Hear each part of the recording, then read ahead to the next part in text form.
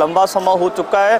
सर्दी ते गर्मी के दिन जिहड़े उन्होंने 400 फुट उच्चे टावर के उपर गुजार दिते। तो हाल दे विच इसे समाना टावर मोर्चे के वलों एक वड्डी मुहिम विढ़दियां होइयां एक मार्च का आगाज़ किया गया है, जिहड़ा जनवरी के आरंभ में 1 जनवरी तो शुरू होकर 15 जनवरी को श्री अकाल तख्त साहब ते समाप्त होना है। तो खास तौर पर अज दीयां तस्वीरां तुहाडे नाल साझीआं कर दिंदे आ और इन्हां तस्वीरां दे विच देख सकते हो कि जिथे वख-वख जथेबंदियां दे वल्लों भूमिका निभाई जा रही है, तो उत्थे सब तो पहला गुरु ग्रंथ साहब महाराज अगवाई करते हुए नज़र आ रहा है। गुरु ग्रंथ साहब महाराज का स्वरूप है, 5 प्यारे है और खास तौर पर जिहड़े भी इलाकों के विच इस तरीके दे नाल एक वड्डा इकट्ठ जाएगा जां एक जिहड़ी मुहिम है लोगों को चिन्ह हुई जाएगी, तो उस दे तहत लोगों को इस मसले के बाबत जिथे जानकारी मिलेगी तो खास तौर पर किसी भी धर्म के नाल कोई संबंध रखने वाला शख्स होवे तां उहदी एक दिली वेदना कह सकते हैं, भावना कह सकते हैं भी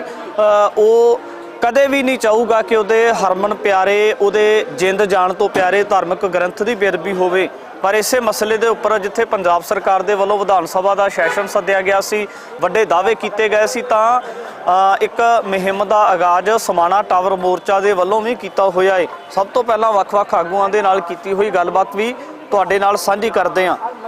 बेअदबियां दे विरोध विच कानून घड़न नूं लैके भाई गुरजीत सिंह फौजी लगातार समाना मोर्चा टावर के उपर डटे हुए ने। तकरीबन लंबा समा हो चुका है। तो इसे नूं लैके जिथे समय समय ते वड्डे इकट्ठ किए जाते हैं, पंजाब सरकार दे नाल मीटिंग भी पिछले दिन ही हुई सी, पर इउं जापदा है कि जिवें वो मीटिंग सिरे ना चढ़न तो बाद वड्डा संघर्ष उलीकना पै रहा। तो इसे दे तहत एक कह सकते हैं कि समाना मोर्चा तो श्री अकाल तख्त साहब तक जिहड़ा एक वहीर शुरू की गई है। तो इसे नूं लैके गलबात करांगे। साडे नाल भाई गुरप्रीत सिंह है, गलबात करते। भाई साहब वाहिगुरू जी का खालसा वाहिगुरू जी का खालसा वाहिगुरू जी की फतेह। भाई साहब सब तो पहला तो सवाल है कि जिहड़ा तुसीं वहीर शुरू की है समाना मोर्चा तो श्री अकाल तख्त साहब तक, सब तो पहला तो ये दसो कि मनोरथ की लैके चले हो?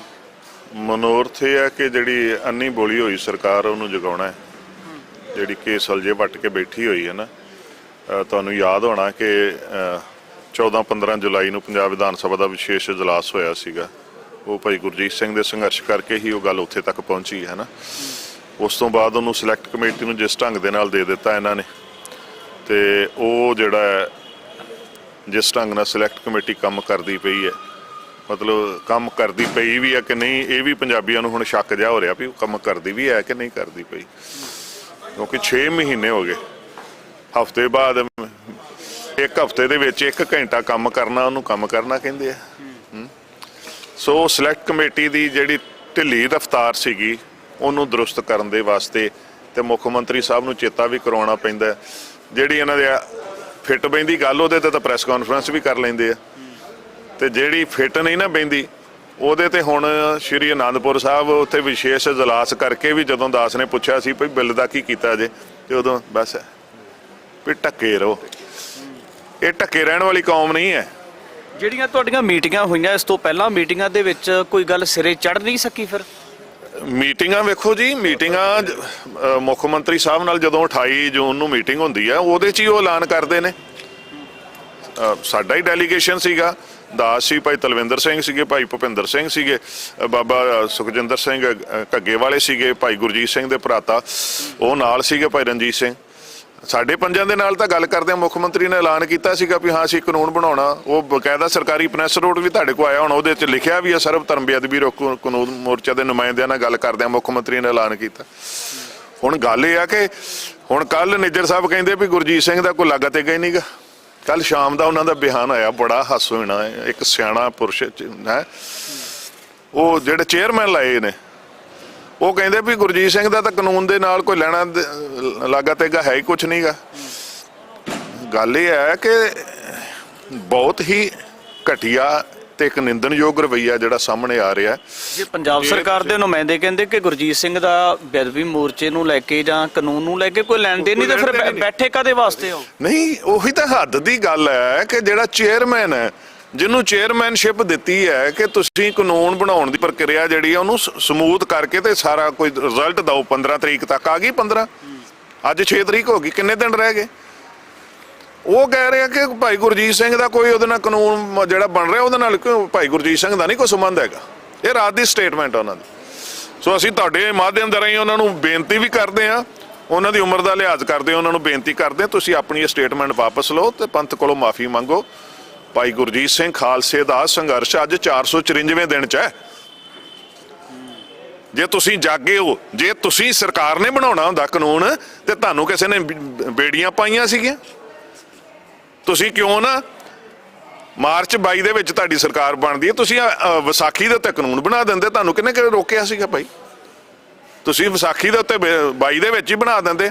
ਭਾਈ ਗੁਰਜੀਤ ਸਿੰਘ ਨੂੰ ਉੱਤੇ ਟਾਵਰ ਤੇ ਚੜ੍ਹਨ ਦੀ ਲੋੜ ਹੀ ਨਾ ਪੈਂਦੀ। ਭਾਈ ਗੁਰਜੀਤ ਸਿੰਘ ਤਾਂ ਦਰਦ ਲੈ ਕੇ ਚੜ੍ਹਿਆ, ਉਹ ਕੋਈ ਸੁਸਾਈਡਲ ਅਟੈਂਪਟ ਨਹੀਂ ਹੈ।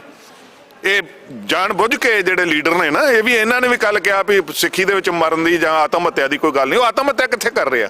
ਉਹ ਤਾਂ ਸੰਘਰਸ਼ ਕਰ ਰਿਹਾ। ਉਹ ਆਤਮ ਹੱਤਿਆ ਨਹੀਂ ਕਰ ਰਿਹਾ, ਉਹ ਸੰਘਰਸ਼ ਕਰ ਰਿਹਾ। ਉਹ ਜੀ ਰਿਹਾ ਤੇ ਤੁਹਾਨੂੰ ਜਗਾਉਣ ਵਾਸਤੇ ਜੀ ਰਿਹਾ।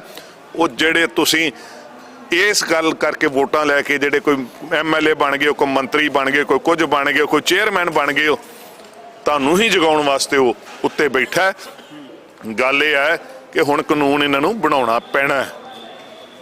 ਕਾਨੂੰਨ ਬਣਾਉਣਾ ਪੈਣਾ। ਜਥੇਦਾਰ ਸ਼੍ਰੀ ਅਕਾਲ ਤਖਤ ਸਾਹਿਬ ਨੇ ਜਿਹੜੀ ਸਟੇਟਮੈਂਟ ਦਿੱਤੀ ਹੈ, ਗੁਰਾਂ ਦੀ ਵਹੀਰ ਦੇ ਪੱਖ ਦੇ ਵਿੱਚ ਜਿਹੜੀ ਸਟੇਟਮੈਂਟ ਆਈ ਹੈ, ਉਦੋਂ ਬਾਅਦ ਸਰਕਾਰ ਥੋੜੀ ਜਿਹੀ ਹਿੱਲੀ ਆ। ਤੇ ਕੱਲ ਦਾ ਥੋੜਾ ਜਿਹਾ ਮੈਨੂੰ ਲੱਗਦਾ ਜਥੇਦਾਰ ਸਾਹਿਬ ਨੇ ਹੋਰ ਇੱਕ ਢਿਬਰੀ ਕੱਸ ਦਿੱਤੀ ਇਹਨਾਂ ਦੀ। ਜਿਹੜਾ 15 ਤਰੀਕ ਨੂੰ ਹੀ ਉੱਥੇ ਸੱਦ ਲਿਆ ਸ਼੍ਰੀ ਅਕਾਲ ਤਖਤ ਸਾਹਿਬ ਤੇ ਮੁੱਖ ਮੰਤਰੀ ਸਾਹਿਬ ਨੂੰ। ਮੈਨੂੰ ਲੱਗਦਾ ਕਿ ਹੁਣ ਗੱਲ ਇਹ ਹੈ ਕਿ ਹੁਣ ਆਰ ਜਾਂ ਪਾਰ ਦੀ ਗੱਲ ਹੋਏਗੀ।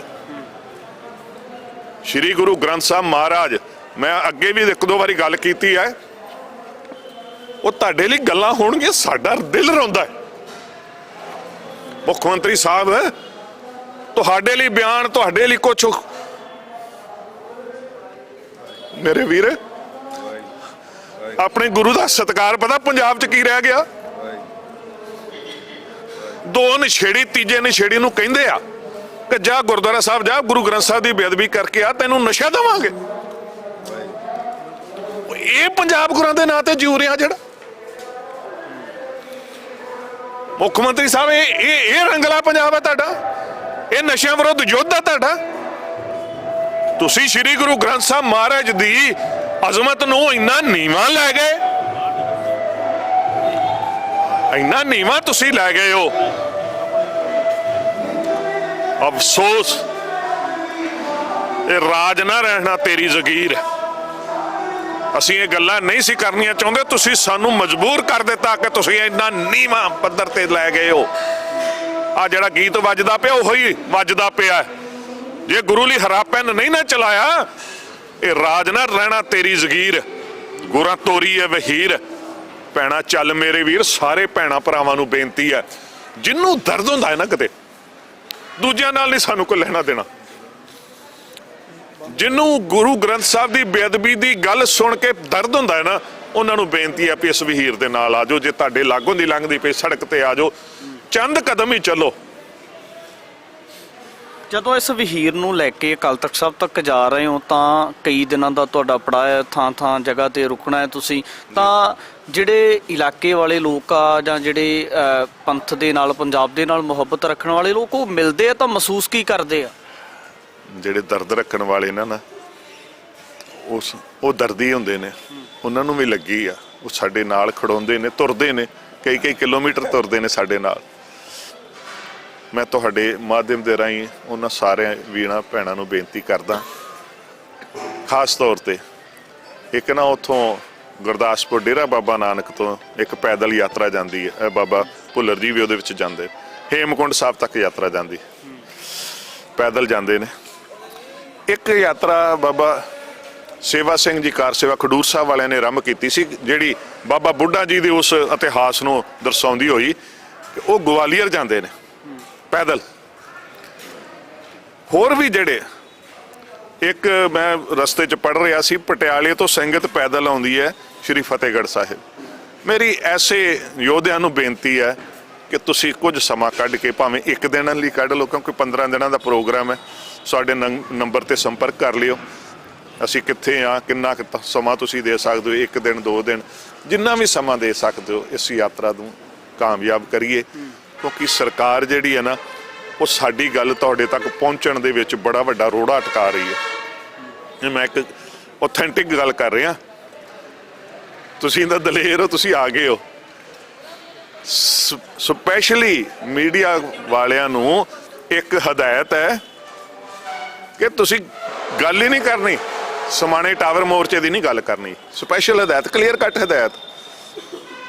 ਉਹ ਜਿਹੜੇ ਵੀਰ ਨੂੰ ਕਿਹਾ ਸੀਗਾ, ਉਹ ਵੀਰ ਕਹਿੰਦਾ ਭਾਈ ਉਹ ਸਾਡਾ ਗੁਰੂ ਦਾ ਮਸਲਾ, ਇੱਥੇ ਨਹੀਂ ਤੁਹਾਡਾ ਉਹ ਸੈਂਸਰਸ਼ਿਪ ਲੱਗ ਸਕਦੀ। ਉਹ ਵੀਰ ਫਿਰ ਆਇਆ, ਉਹਨੇ ਸਾਨੂੰ ਦੱਸਿਆ। ਸੋ ਪੰਜਾਬੀਓ, ਜੇ ਆਵਾਜ਼ ਤੁਹਾਡੇ ਤੱਕ ਪਹੁੰਚ ਰਹੀ ਹੈ ਤੇ ਤੁਸੀਂ ਇਹ ਸੋਚੋ ਕਿ ਇਹ ਸੰਘੀ ਘੁੱਟੀ ਦੇ ਵਿੱਚੋਂ ਆਵਾਜ਼ ਪਹੁੰਚ ਰਹੀ ਹੈ। ਅਖਬਾਰਾਂ ਵਾਲਿਆਂ ਨੂੰ ਹਦਾਇਤ ਹੈ ਕਿ ਤੁਸੀਂ ਉੱਥੋਂ ਗਾਂ ਖਬਰ ਜਾਣ ਨਹੀਂ ਦੇਣੀ। ਜੇ ਕੋਈ ਖਬਰ ਲੱਗਦੀ ਵੇ ਲੋਕਲ ਸਪਲੀਮੈਂਟ 'ਚ ਲੱਗਦੀ ਹੈ ਕਿ ਕਿਤੇ ਗੁਰਦਾਸਪੁਰ, ਫਿਰੋਜ਼ਪੁਰ, ਦੂਜੇ ਚੌਥੇ ਕਿਤੇ ਪੰਜਾਬ ਦੇ ਵਿੱਚ ਗੱਲ ਫੈਲ ਨਾ ਜਾਏ, ਵਿਦੇਸ਼ਾਂ 'ਚ ਫੈਲ ਨਾ ਜਾਏ। ਸੋ ਸਾਡੀ ਗੱਲ ਨੂੰ ਦਬਾਉਣ ਦੀ ਕੋਸ਼ਿਸ਼ ਕੀਤੀ ਜਾ ਰਹੀ। ਦਬਾ ਕੌਣ ਰਹੇ ਨੇ? ਵੱਡੇ ਇਨਕਲਾਬੀ, ਜਿਹੜੇ ਸੰਘਰਸ਼ਾਂ 'ਚੋਂ ਪੈਦਾ ਹੋਏ, ਜਿਹੜੇ ਉਦੋਂ ਟਿਚਰਾਂ ਕਰਦੇ ਸੀ ਦੂਜਿਆਂ ਨੂੰ, ਤੇ ਅੱਜ ਖੁਦ ਇੱਕ ਮੈਂ ਸਮਝਦਾ ਕਿ ਉਸ ਹਾਲਤ ਦੇ ਵਿੱਚ ਖੜੇ ਨੇ ਕਿ ਜਿੱਥੇ ਨਾ ਗਾਂਹ ਜਾਣ ਜੋਗੇ ਨਾ ਪਿਛਾਂਹ ਆਉਣ ਜੋਗੇ।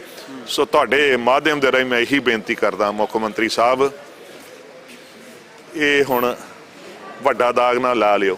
ਭਾਈ ਸਾਹਿਬ, ਬਹੁਤ ਵੱਡਾ ਮਸਲਾ ਲੈ ਕੇ ਚੱਲੇ ਹੋ ਤਾਂ ਖਾਸ ਤੌਰ ਤੇ ਜਿਹੜਾ ਬੇਅਦਬੀਆਂ ਦਾ ਦੌਰ ਹੈ ਲਗਾਤਾਰ ਕਈ ਸਾਲਾਂ ਤੋਂ ਜਾਰੀ ਹੈ, ਤਾਂ ਇਹਦੇ ਵਿੱਚ ਇਕੱਲਾ ਗੁਰੂ ਗ੍ਰੰਥ ਸਾਹਿਬ ਮਹਾਰਾਜ ਨੂੰ ਨਹੀਂ ਸਗੋਂ ਸਮੁੱਚੇ ਧਰਮਾਂ ਦੇ ਧਾਰਮਿਕ ਗ੍ਰੰਥਾਂ ਨੂੰ ਟਾਰਗੇਟ ਕੀਤਾ ਗਿਆ।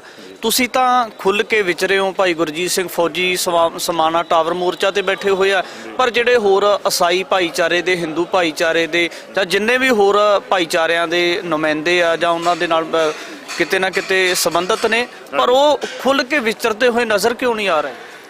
ਉਹਨਾਂ ਖੁੱਲ੍ਹ ਕੇ ਨਹੀਂ ਆ ਰਹੇ ਜਿੰਨਾ ਆਉਣਾ ਚਾਹੀਦਾ ਸੀ। ਵੇਖੋ, ਕਾਨੂੰਨ ਜਦੋਂ ਬਣਨਾ ਉਹ ਤਾਂ ਸ਼੍ਰੀਮਦ ਭਗਵਦ ਗੀਤਾ ਦਾ ਵੀ ਬਣ ਰਿਹਾ, ਸ਼੍ਰੀ ਪਵਿੱਤਰ ਬਾਈਬਲ ਦਾ, ਪਵਿੱਤਰ ਕੁਰਾਨ ਦਾ ਵੀ ਬਣ ਰਿਹਾ ਹੈ। ਇਹ ਉਹਨਾਂ ਦਾ ਫਰਜ਼ ਬਣਦਾ, ਇੱਕ ਨੈਤਿਕ ਫਰਜ਼ ਬਣਦਾ। ਵੈਸੇ ਸਮੇਂ-ਸਮੇਂ ਤੇ ਆਉਂਦੇ ਨੇ, ਪਰ ਜਿਸ ਢੰਗ ਨਾਲ ਆਉਣਾ ਚਾਹੀਦਾ ਸੀਗਾ ਨਾ, ਮੈਂ ਹੁਣ ਬੇਨਤੀ ਕਰਦਾ ਭਈ ਇਹ ਗੁਰਾਂ ਦੀ ਵਹੀਰ ਹੈ। ਹੁਣ ਇਹ ਗੁਰੂ ਸਾਹਿਬ ਦਾ ਕਾਰਜ ਹੈ ਤੇ ਗੁਰੂ ਦੀ ਵਹੀਰ ਦੇ ਵਿੱਚ ਮੈਂ ਮੇਰੇ ਖਿਆਲ ਦੇ ਨਾਲ ਚੱਲਣਾ ਸਾਰਿਆਂ ਦੀ ਮਾਣ ਵਾਲੀ ਗੱਲ ਹੈ। ਤੇ ਸਾਰਿਆਂ ਨੂੰ ਬੇਨਤੀ ਕਰਦਾ ਭਾਈ, ਮੈਂ ਕੱਲ੍ਹ ਵੀ ਉੱਥੇ ਬੇਨਤੀ ਕੀਤੀ, ਸ਼੍ਰੀ ਫਤਿਹਗੜ੍ਹ ਸਾਹਿਬ ਇੱਕ ਬੇਨਤੀ ਕੀਤੀ ਸੀ ਕਿ ਸ਼ੇਰ ਮੁਹੰਮਦ ਖਾਨ, ਨਵਾਬ ਸ਼ੇਰ ਮੁਹੰਮਦ ਖਾਨ ਮਲੇਰਕੋਟਲੇ ਵਾਲਿਆਂ ਨੇ ਉਦੋਂ ਵੀ ਹਾਂ ਦਾ ਨਾਰਾ ਮਾਰਿਆ ਸੀ ਭਾਈ। ਤੇ ਹੁਣ ਤਾਂ ਅੱਜ ਤਾਂ ਕਾਨੂੰਨ ਵੀ ਪਵਿੱਤਰ ਕੁਰਾਨ ਦਾ ਵੀ ਨਾਲ ਹੀ ਬਣ ਲੱਗਾ। ਅੱਜ ਤਾਂ ਤੁਹਾਡਾ ਨਾਲ ਤੁਰਨਾ ਬਣਦਾ। ਮੈਂ ਸ਼ਾਹੀ ਇਮਾਮ ਸਾਹਿਬ ਨੂੰ ਬੇਨਤੀ ਕਰਦਾ ਖਾਸ ਤੌਰ ਤੇ ਵੀ ਸ਼ਾਹੀ ਇਮਾਮ ਸਾਹਿਬ ਆਪ ਵੀ ਆਓ ਤੇ ਆਪਣਾ ਕੈਡਰ ਜਿਹੜਾ ਆਪਣੇ ਜੇ ਤੁਹਾਡਾ ਜਥਾ ਜਿੱਥੇ ਵੀ ਬੈਠੇ ਨੇ ਉਹਨਾਂ ਨੂੰ ਨਾਲ ਤੋਰੋ ਤਾਂ ਕਿ ਇਹ ਕਾਨੂੰਨ ਬਣ ਸਕੇ, ਇਹ ਬੇਅਦਬੀਆਂ ਦਾ ਜਿਹੜਾ ਇੱਕ ਕਾਲਾ ਦੌਰ ਹੈ ਇਹ ਖਤਮ ਹੋ ਸਕੇ। ਜਦੋਂ ਕਿਸੇ ਵੀ ਸ਼ਖਸ ਦੇ ਉੱਪਰ ਜਾਂ ਚਾਹੇ ਪਿਛਲੇ ਦਿਨੀ ਪੱਤਰਕਾਰ ਭਾਈਚਾਰੇ ਤੇ 2-4 ਜਾਣੇ ਤੇ ਪਰਚਾ ਪਿਆ ਤੇ ਵੱਡੀ ਤਾਦਾਦ ਦੇ ਵਿੱਚ ਪੋਲੀਟੀਕਲ ਧਿਰਾਂ ਆਈਆਂ, ਵੱਡਾ ਇਕੱਠ ਹੋਇਆ, ਵੱਡੀਆਂ ਸਟੇਟਮੈਂਟਾਂ ਜਾਰੀ ਹੋਈਆਂ, ਤੇ ਉੱਥੇ ਤੇ ਇੱਕ ਪਰਚੇ ਦੀ ਗੱਲ ਸੀ, ਪਰ ਇੱਥੇ ਤੇ ਬੇਅਦਬੀ ਦੇ ਵਿਰੋਧ ਦੇ ਵਿੱਚ ਕਾਨੂੰਨ ਘੜਨ ਨੂੰ ਲੈ ਕੇ ਪੋਲੀਟੀਕਲ ਧਿਰਾਂ ਦੇ ਨੁਮਾਇੰਦੇ ਕਿਉਂ ਨਹੀਂ ਆ ਰਹੇ ਜੀ? ਉਹਨਾਂ ਨੂੰ ਪੁੱਛਿਓ, ਤੁਹਾਨੂੰ ਮਿਲਣਗੇ ਨਾ, ਪੁੱਛਿਓ ਜ਼ਰੂਰ, ਸਾਡੇ ਵੱਲੋਂ ਵੀ ਪੁੱਛ ਲਿਓ ਭਾਈ ਆ ਕਿਉਂ ਨਹੀਂ ਰਹੇ। ਬੜੀ ਹੈਰਾਨੀ ਹੈ। 2016 'ਚ ਅਕਾਲੀ ਦਲ ਦੀ ਸਰਕਾਰ ਸੀ, ਇਹਨਾਂ ਨੇ ਗੁਰੂ ਗ੍ਰੰਥ ਸਾਹਿਬ ਜੀ ਦਾ ਇੱਕ ਅਮੈਂਡਮੈਂਟ ਵਾਸਤੇ ਕਰਕੇ ਪੂਰੇ ਹਾਊਸ ਨੇ ਯੂਨੈਨਿਮਸਲੀ ਪਾਸ ਕੀਤਾ, 295 ਇਹਦੇ ਵਿੱਚ ਐਡੀਸ਼ਨ ਕਰਨ ਵਾਸਤੇ ਕੇਂਦਰ ਨੂੰ ਭੇਜ ਦਿੱਤਾ। ਉਹਨਾਂ ਦੀ ਵੀ ਮਤਲਬ ਨਾਮਾਤਰ ਹਾਜ਼ਰੀ ਹੈਗੀ ਹੈ, ਆਪਾਂ ਇਹ ਨਹੀਂ ਕਹਿੰਦੇ ਵੀ ਨਹੀਂ ਆਉਂਦੇ, ਜਿਹੜੇ ਲੋਕਲ ਲੀਡਰ ਜਿੱਥੋਂ ਕਿ ਆਪਾਂ ਜਾਈਦਾ ਉਹ ਆ ਜਾਂਦੇ ਨੇ। ਉਦੋਂ ਬਾਅਦ ਕਾਂਗਰਸ ਸਰਕਾਰ ਆਈ 2018 ਦੇ ਵਿੱਚ, ਉਹ ਕਿਉਂਕਿ ਓਬਜੈਕਸ਼ਨ ਲੱਗ ਗਿਆ ਸੀ ਕਿ ਸੈਕੂਲਰ ਮੁਲਕ 'ਚ ਇੱਕ ਧਰਮ ਦਾ ਕਾਨੂੰਨ ਨਹੀਂ ਬਣ ਸਕਦਾ, ਫਿਰ ਇਹਨਾਂ ਨੇ ਨਾਲ ਆ ਜਿਹੜੇ 4 ਧਰਮ ਗ੍ਰੰਥਾਂ ਦਾ ਇਕੱਠਾ ਇੱਕ ਜੁਆਇੰਟ ਬਣਾ ਕੇ 2018 'ਚ ਕੈਪਟਨ ਸਰਕਾਰ ਸੀ, ਮੌਜੂਦਾ ਕਈ ਸਾਰੇ MLA ਉਹਦੇ 'ਚ ਸ਼ਾਮਲ ਸੀਗੇ। ਈਵਨ ਕਿ ਅਮਨ ਅਰੋੜਾ ਨੇ ਵੀ ਉਸ ਵੇਲੇ ਸਟੇਟਮੈਂਟ ਦਿੱਤੀ ਸੀ ਕਿ ਇਹ ਕਾਨੂੰਨ ਇਦਾਂ ਦਾ ਬਣਾ ਦਿੱਤਾ ਜਾਏ ਕਿ ਫਾਸਟ ਟਰੈਕ ਕੋਰਟ ਦੇ ਵਿੱਚ 6 ਮਹੀਨੇ 'ਚ ਫੈਸਲਾ ਹੋਣਾ ਚਾਹੀਦਾ ਹੈ, ਲਮਕੇ ਨਾ। ਮੌਜੂਦਾ ਮੰਤਰੀ ਵੀ ਨੇ ਤੇ ਪ੍ਰਧਾਨ ਵੀ ਨੇ ਆਮ ਆਦਮੀ ਪਾਰਟੀ ਦੇ। ਸੋ ਗੱਲ ਇਹ ਹੈ ਕਿ ਪਤਾ ਤਾਂ ਇਹਨਾਂ ਨੂੰ ਸਾਰਾ ਕੁਝ ਹੈ, ਪਰ ਹੁਣ ਨਾਲ ਕਿਉਂ ਨਹੀਂ ਆ ਰਹੇ, ਇਹ ਜਵਾਬ ਦੇ ਹੁਣ ਇਹ ਹੋਣਗੇ। ਕਿਉਂਕਿ ਜਦੋਂ ਫਿਰ ਇਹ ਜਾਣਗੇ ਨਾ, ਜਦੋਂ ਇਹ ਪਿੰਡਾਂ 'ਚ ਆਉਣਗੇ ਤੇ ਫਿਰ ਅਸੀਂ ਪੁੱਛ ਲਾਂਗੇ ਬੇਅਦਬੀਆਂ ਦੀ ਗੱਲ ਕਰ ਰਹੇ ਹੋ ਤਾਂ ਜਿੱਥੇ ਤੁਸੀਂ ਹੋ ਤੁਹਾਡੇ ਨਾਲ ਰਾਮ ਸਿੰਘ ਰਾਣਾ, ਉੱਥੇ ਹਰਿਆਣਾ ਕਮੇਟੀ ਵੀ ਆਈ ਹੈ, ਤਾਂ ਸ਼੍ਰੋਮਣੀ ਗੁਰਦੁਆਰਾ ਪ੍ਰਬੰਧਕ ਕਮੇਟੀ ਦਾ ਨੁਮਾਇੰਦਾ ਕਿਉਂ ਨਹੀਂ ਤੁਹਾਡੇ ਨਾਲ? ਕਿ ਉਹਨਾਂ ਨੂੰ ਕੋਈ ਸੱਦਾ ਪੱਤਰ ਜਾਂ ਉਹਨਾਂ ਨੇ ਤੁਹਾਡਾ ਸਹਿਯੋਗ ਦੇਣਾ ਜ਼ਰੂਰੀ ਨਹੀਂ ਸਮਝਿਆ? ਨਹੀਂ, ਸ਼੍ਰੋਮਣੀ ਕਮੇਟੀ ਨੇ ਸਾਨੂੰ ਇਹ ਪ੍ਰਚਾਰਕ ਦਿੱਤੇ ਨੇ ਜੀ, ਇੱਕ ਜਿੱਥੇ ਅਸੀਂ ਜਾਂਦੇ ਗੁਰਦੁਆਰਾ ਸਾਹਿਬ ਦੇ ਪ੍ਰਬੰਧ ਜਾਂ ਲੰਗਰ ਵਗੈਰਾ ਜਾਂ ਹੋਰ ਕਈ ਪ੍ਰਬੰਧ ਕਰਦੇ ਨੇ। ਪਰ ਇਹ ਗੱਲ ਜ਼ਰੂਰ ਹੈ ਕਿ ਜਿੰਨਾ ਸਹਿਯੋਗ ਹਰਿਆਣਾ ਕਮੇਟੀ ਕਰਦੀ ਪਈ ਆ ਉਹਨਾਂ ਨਹੀਂ ਸਾਨੂੰ ਮਿਲਿਆ ਅਜੇ ਤੱਕ। ਅਸੀਂ ਉਮੀਦ ਕਰਦੇ ਹਾਂ ਕਿ, ਕਿਉਂਕਿ ਜੇ ਆਪਾਂ ਦੇਖਿਆ ਜਾਏ ਜਿਹੜਾ ਜਾਗਤ ਜੋਤ ਐਕਟ ਬਣਿਆ ਹੈ 2008 ਦਾ ਸ਼੍ਰੀ ਗੁਰੂ ਗ੍ਰੰਥ ਸਾਹਿਬ ਮਹਾਰਾਜ ਦੇ ਛਪਵਾਈ ਵਾਸਤੇ ਕਹਿ ਲਈ ਹੈ ਨਾ, ਉਹਦੇ ਵਿੱਚ ਇੱਕ ਮਾਤਰ ਅਧਿਕਾਰ ਜਿਹੜੇ ਨੇ ਸ਼੍ਰੋਮਣੀ ਗੁਰਦੁਆਰਾ ਪ੍ਰਬੰਧਕ ਕਮੇਟੀ ਕੋਲ ਆ ਗਏ ਪੰਜਾਬ ਦੇ, ਹੈ ਨਾ। ਤੇ ਫਿਰ ਜੇ ਗੁਰੂ ਗ੍ਰੰਥ ਸਾਹਿਬ ਜੀ ਦੀ ਬੇਅਦਬੀ ਹੋ ਰਹੀ ਹੈ ਤੇ ਫਿਰ ਇਹਦੇ ਵਾਸਤੇ ਲੜਨ ਦੇ ਜਿਹੜਾ ਇੱਕ ਦੀਵਾਰ ਬਣ ਕੇ ਖੜਨ ਦਾ ਵੀ ਸ਼੍ਰੋਮਣੀ ਗੁਰਦੁਆਰਾ ਪ੍ਰਬੰਧਕ ਕਮੇਟੀ ਦਾ ਫਰਜ਼ ਬਣਦਾ। ਮੈਂ ਸਮਝਦਾ ਕਿ ਉਹਨਾਂ ਨੂੰ ਹੋਰ ਤਗੜੇ ਹੋ ਕੇ ਅੱਗੇ ਆਉਣਾ ਚਾਹੀਦਾ, ਕਿਉਂਕਿ ਹਰਿਆਣੇ ਵਾਲੇ ਹੁਣ ਝੀਂਡਾ ਸਾਹਿਬ ਆਪ ਰਮਤਾ ਤੇ ਵੀ ਨਾਲ ਸੀ, ਕੱਲ ਵੀ ਆਏ ਨੇ, ਅੱਗੋਂ ਵੀ ਉਹਨੂੰ ਸਮਾਂ ਕੱਢ ਕੇ ਪਹੁੰਚਦੇ ਪਏ ਨੇ, ਕਿਉਂਕਿ ਜਦੋਂ ਫਿਰ ਕੋਈ ਵੱਡੇ ਆਗੂ ਗੱਲ ਕਰਦੇ ਨੇ ਤੇ ਫਿਰ ਉਹਦਾ ਜਵਾਬ ਵੀ ਦੇਣਾ ਪੈਂਦਾ।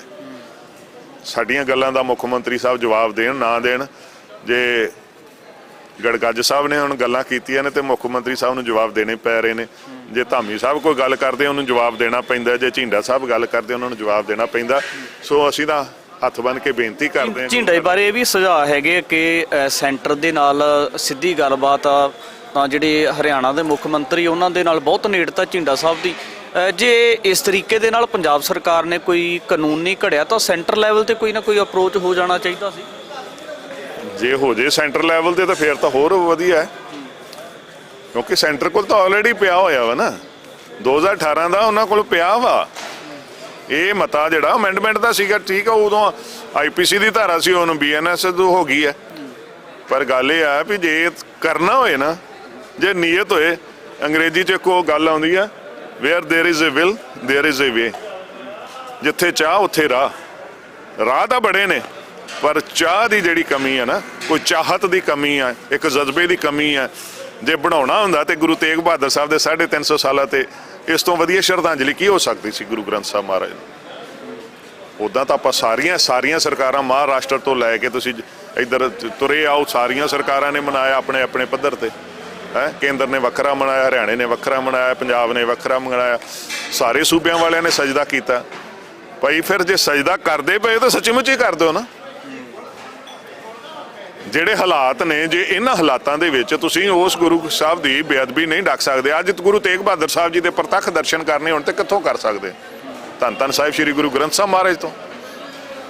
ਤੇ ਉਸ ਗੁਰੂ ਗ੍ਰੰਥ ਸਾਹਿਬ ਮਹਾਰਾਜ ਦੀ ਨਿਤ ਦਿਨ ਬੇਅਦਬੀ ਹੋ ਰਹੀ ਹੈ ਤੇ ਉਹਨੂੰ ਡੱਕਣ ਵਾਸਤੇ ਤੁਸੀਂ ਕਾਨੂੰਨ ਨਹੀਂ ਬਣਾ ਰਹੇ। ਤੇ ਫਿਰ ਤੁਹਾਡੀ ਸ਼ਰਧਾ ਤੇ ਤੁਸੀਂ ਸ਼ੱਕ ਨਾ ਕਰੀਏ ਤੇ ਹੋਰ ਕੀ ਕਰੀਏ? ਤੇ ਤੁਹਾਡੇ ਸਵਾਲ ਦਾ ਮੈਂ ਅਖੀਰ 'ਚ ਉਹ ਵੀ ਗੱਲ ਨਾਲ ਜੋੜ ਦੇਵਾਂ, ਝੀਂਡਾ ਸਾਹਿਬ ਹੋ ਰਹੀ ਜਾਂ ਹੋਰ ਵੀ ਜਿੰਨੇ ਦਿੱਲੀ ਕਮੇਟੀ ਵੀ ਆ, ਉਹਨਾਂ ਦੀ ਵੀ ਚੰਗੇ ਸੰਬੰਧ ਨੇ। ਭਾਈ ਜੇ ਤੁਸੀਂ ਕੇਂਦਰ ਦੇ ਨਾਲ ਸੰਬੰਧ ਹੈਗੇ ਨੇ ਤੇ ਕਾਨੂੰਨ ਲਾਗੂ ਕਰਵਾ ਦਿਓ, ਸਾਰੇ ਆਲ ਇੰਡੀਆ 'ਚ ਕਰਵਾ ਦਿਓ।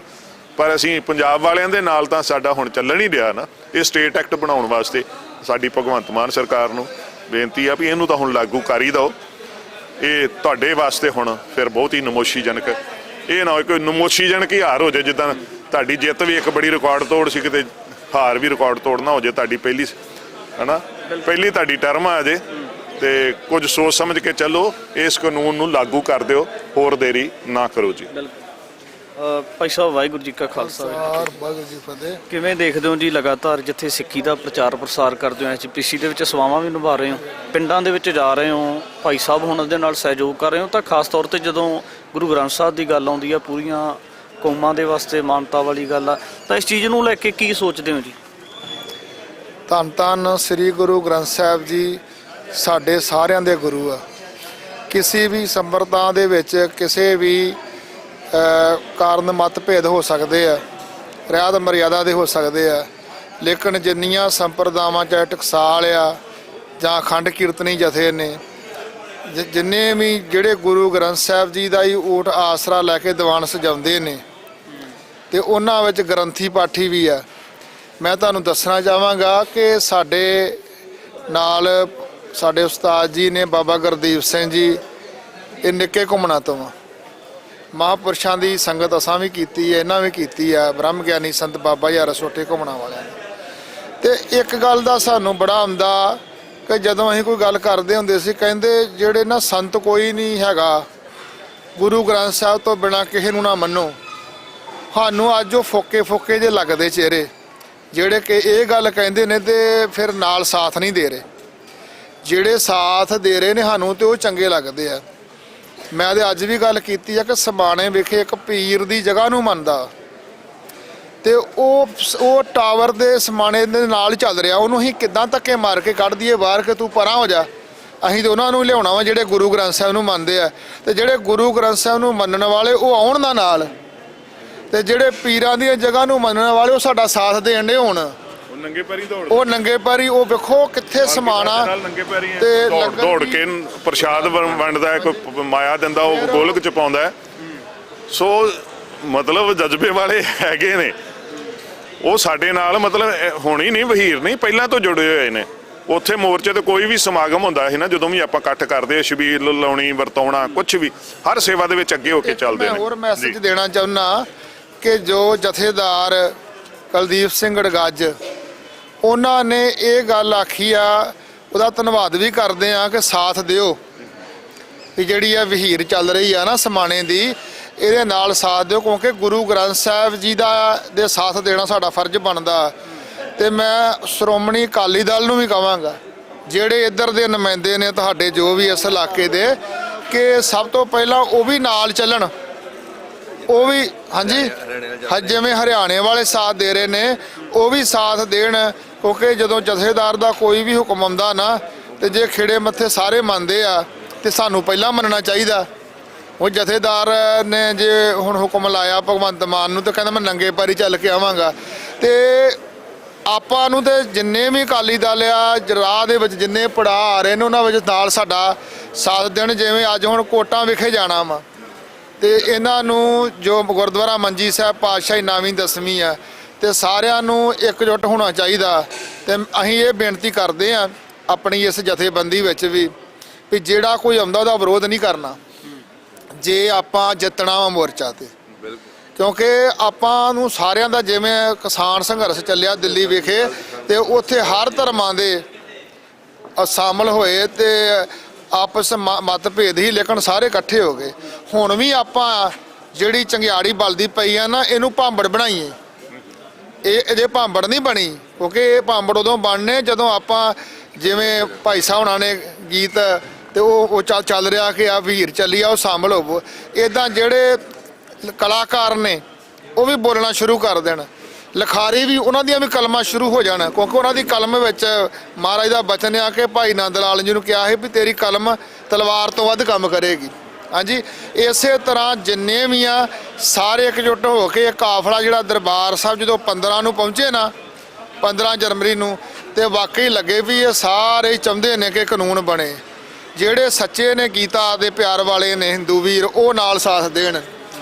ਜਿਨ੍ਹਾਂ ਨੇ ਰਾਜਨੀਤੀ ਕਰਨੀ ਕਰੀ ਜਾਣ, ਪਰ ਇਹਨੂੰ ਆਪਾਂ ਰਾਜਨੀਤੀ ਨੂੰ, ਆਪਣੀ ਇੱਜ਼ਤ ਨੂੰ ਪਿੱਛੇ ਰੱਖ ਕੇ ਗੁਰਾਂ ਵਾਲ ਦਾ ਜਿਹੜਾ ਵਾ ਇਹਨੂੰ ਪਹਿਲ ਦਈਏ। ਤੇ ਤੁਹਾਡਾ ਵੀ ਬਹੁਤ ਧੰਨਵਾਦ ਜੀ, ਜਿਹੜਾ ਤੁਸੀਂ ਸਾਡੀ ਆਵਾਜ਼ ਨੂੰ, ਕਿਉਂਕਿ ਆਵਾਜ਼ ਇੱਥੇ ਰਹਿ ਜਾਣੀ ਸੀ ਲੇਕਿਨ ਕਿੰਨੀ ਦੂਰ ਤੱਕ ਜਾਣੀ ਆ। ਜਿੰਨੇ ਵੀ ਚੈਨਲਾਂ ਵਾਲੇ ਨਿਸ਼ਕਾਮ ਸੇਵਾ ਕਰ ਰਹੇ ਨੇ ਉਹਨਾਂ ਸਾਰਿਆਂ ਨੂੰ ਮਹਾਰਾਜ ਚੜ੍ਹਦੀ ਕਲਾ ਰੱਖੇ। ਹਾਂਜੀ ਭਾਈ ਸਾਹਿਬ, ਮੈਸੇਜ ਕੋਈ ਤੁਹਾਡੇ ਵੱਲੋਂ? ਵਾਹਿਗੁਰੂ ਜੀ ਕਾ ਖਾਲਸਾ, ਵਾਹਿਗੁਰੂ ਜੀ ਕੀ ਫਤਿਹ। ਮੈਂ ਤਾਂ ਇਹ ਬੇਨਤੀ ਹੈ ਜੀ ਕਿ ਜਿੱਥੇ ਜਿੱਥੇ ਆਵਾਜ਼ ਜਾਣ ਰਹੀ ਹੈ, ਜਿੱਥੇ ਦੀ ਗਾੜੀ ਭਰਾ ਰਹਿੰਦੇ ਨੇ, ਪੜਾਅ ਵੀ ਸਾਰੇ ਦੱਸੇ ਹੋਏ ਨੇ। ਜਿਸ ਪੜਾਅ ਇਹ ਸੰਗਤ ਜਿਹੜੀ ਹੈ 15 ਜਨਵਰੀ ਨੂੰ ਸ੍ਰੀ ਹਰਿਮੰਦਰ ਸਾਹਿਬ ਪਹੁੰਚਣੀ ਆ। ਕਿਤੇ ਨਾ ਕਿਤੇ ਸਾਰਿਆਂ ਨੂੰ ਬੇਨਤੀ ਕਰ ਲਓ, ਭਾਵੇਂ 15 ਤਰੀਕ ਨੂੰ ਮੱਲੀਆਂ ਤੋਂ ਬਾਬਾ ਗਾੜੀ ਲਾਗੋਂ ਚੱਲਣੀ ਹੈ, ਉਸੇ ਅਖੀਰਲੇ ਤੇ ਰਲ ਜਾਓ ਤੇ ਉੱਥੇ ਵੀਰ ਹੈ ਬਣ ਜੇ ਗੁਰੂ ਦਾ। ਗੁਰਾਂ ਜਦੋਂ ਨਾ ਹੀ ਗੁਰਾਂ ਦੇ ਵੀਰ ਹੈ, ਸਾਰੀ ਸੰਗਤ ਅਸੀਂ ਗੁਰਾਂ ਨੂੰ ਮੰਨਦੇ ਹਾਂ। ਕੋਈ ਵੀ ਮੈਨੂੰ ਬਾਂਹ ਖੜੀ ਕਰਕੇ ਜਿਹੜਾ ਆਖੇ ਮੈਂ ਗੁਰੂ ਗ੍ਰੰਥ ਸਾਹਿਬ ਨਹੀਂ ਮੰਨਦਾ, ਉਹਨੂੰ ਅਸੀਂ ਨਮਸਕਾਰ ਕਰਦਾ ਵੀ ਤੂੰ ਧੰਨ ਹੈ ਜੇ ਤੂੰ ਗੁਰੂ ਗ੍ਰੰਥ ਸਾਹਿਬ ਨਹੀਂ ਮੰਨਦਾ, ਤੂੰ ਕਿਉਂ ਨਹੀਂ ਗੁਰੂ ਗ੍ਰੰਥ ਸਾਹਿਬ ਨੂੰ ਮੰਨਦਾ? ਬਈ ਗੁਰੂ ਗ੍ਰੰਥ ਸਾਰੇ ਮੰਨਦੇ, ਸਭ ਸਿੱਖਾਂ ਨੂੰ ਕੋਈ ਹੁਕਮ ਹੈ ਗੁਰੂ ਮਾਨਿਓ ਗ੍ਰੰਥ। ਸੋ ਇਹ ਬੇਨਤੀ ਹੈ ਜੀ, ਤੁਹਾਡਾ ਵੀ ਧੰਨਵਾਦ ਜੀ। ਵਾਹਿਗੁਰੂ ਜੀ ਕਾ ਖਾਲਸਾ, ਵਾਹਿਗੁਰੂ ਜੀ ਕੀ ਫਤਿਹ। ਭਾਈ ਸਾਹਿਬ, ਵਾਹਿਗੁਰੂ ਜੀ ਕਾ ਖਾਲਸਾ, ਫਤਿਹ ਜੀ। ਵਾਹਿਗੁਰੂ ਜੀ ਕਾ ਖਾਲਸਾ, ਵਾਹਿਗੁਰੂ ਜੀ ਕੀ ਫਤਿਹ ਜੀ। ਪਹਿਲਾਂ ਨਾਮ ਦੱਸ ਦਿਓ, ਆਪਣੇ ਬਾਰੇ ਦੱਸ ਦਿਓ ਜੀ ਤੁਸੀਂ। ਦਾਸ ਭਾਈ ਮੋਹਨ ਸਿੰਘ, ਗ੍ਰੰਥੀ ਸਿੰਘ, ਗੁਰਦੁਆਰਾ ਨਾਡਾ ਸਾਹਿਬ, ਹਰਿਆਣਾ ਸੇ ਗੁਰਦੁਆਰਾ ਪ੍ਰਬੰਧਕ ਕਮੇਟੀ ਵੱਲੋਂ। ਕਿਵੇਂ ਦੇਖਦੇ ਹੋ ਜੀ ਅੱਜ ਇਹਨਾਂ ਹਾਲਾਤਾਂ ਤੇ ਭਾਈ ਗੁਰਜੀਤ ਸਿੰਘ ਤਕਰੀਬਨ ਲੰਬੇ ਸਮੇਂ ਤੋਂ ਸਮਾਣਾ ਟਾਵਰ ਮੋਰਚਾ ਤੇ ਬੈਠੇ ਹੋਏ, ਬਹੁਤ ਵੱਡਾ ਇੱਕ ਕਹਿ ਸਕਦੇ ਕਿ ਤਿਆਗ ਹੁੰਦਾ ਇੰਨਾ ਵੱਡਾ ਕਿ ਪੂਰੀ ਕੌਮ ਦੀ, ਪੰਥ ਦੀ, ਗੁਰੂ ਗ੍ਰੰਥ ਸਾਹਿਬ ਦੀ ਗੱਲ ਕਰਨੀ, ਤੇ ਇਦੋਂ ਵੀ ਵੱਡੀ ਗੱਲ ਹੈ ਕਿ ਸਾਰੇ ਧਰਮਾਂ ਦੀ ਗੱਲ ਕਰਨੀ। ਪਰ ਦੂਜੇ ਪਾਸੇ ਜਿਹੜਾ ਪੰਜਾਬ ਸਰਕਾਰ ਹੋਈ ਤਾਂ ਜਿਹੜੀਆਂ ਜ਼ਿੰਮੇਵਾਰੀਆਂ ਬਣਦਾ, ਕੀ ਲੱਗਦਾ ਕਿ ਅਜੇ ਤੱਕ ਆਵਾਜ਼ ਜਿਹੜੀ ਉਹਨਾਂ ਦੀ ਪੰਜਾਬ ਦੇ ਲੋਕਾਂ ਤੱਕ ਜਾਣੀ ਚਾਹੀਦੀ ਸੀ, ਜਾਂ ਜਿਹੜੀਆਂ ਉਹ ਮੰਗਾਂ ਸੀ ਆਮ ਲੋਕਾਂ ਦੀਆਂ, ਉਹ ਹੱਲ ਕਿਉਂ ਨਹੀਂ ਹੋ ਸਕੀ? ਵੇਖੋ, ਜਿਹੜੇ ਭਾਈ ਗੁਰਜੀਤ ਸਿੰਘ ਜੀ ਨੇ ਤਕਰੀਬਨ 12 ਅਕਤੂਬਰ 2024 ਤੋਂ ਉਹ ਜਿਹੜਾ ਸਮਾਣੇ ਦੇ ਵਿੱਚ ਟਾਵਰ ਦੇ ਉੱਪਰ 400 ਫੁੱਟ ਉਚਾਈ ਤੇ ਮੋਰਚਾ ਲਾਇਆ, ਇੱਦਾਂ ਦੀ ਲੋੜ ਕਿਉਂ ਪਈ? ਜਿਹੜੇ ਧਾਰਮਿਕ ਗ੍ਰੰਥਾਂ ਦੇ ਸਤਿਕਾਰ ਦੇ ਬਹਾਲ ਲਈ ਵੀ ਇੱਕ ਐਸੀ ਅਵਸਥਾ, ਐਸੀ ਕਹਿ ਲਈਏ ਕਿ ਇੱਕ ਸਟੇਜ ਬਣ ਗਈ ਆ, ਕਹਿ ਲਈਏ ਵੀ ਇੱਕ ਹਾਲਾਤ ਐਸੇ ਪੈਦਾ ਹੋ ਗਏ ਕਿ ਇੱਕ ਧਾਰਮਿਕ ਗ੍ਰੰਥਾਂ ਨੂੰ ਵੀ ਸਾਡੇ ਰਾਜਨੀਤਿਕ ਲੀਡਰਾਂ ਨੇ ਮੁੱਦਾ ਬਣਾ ਲਿਆ।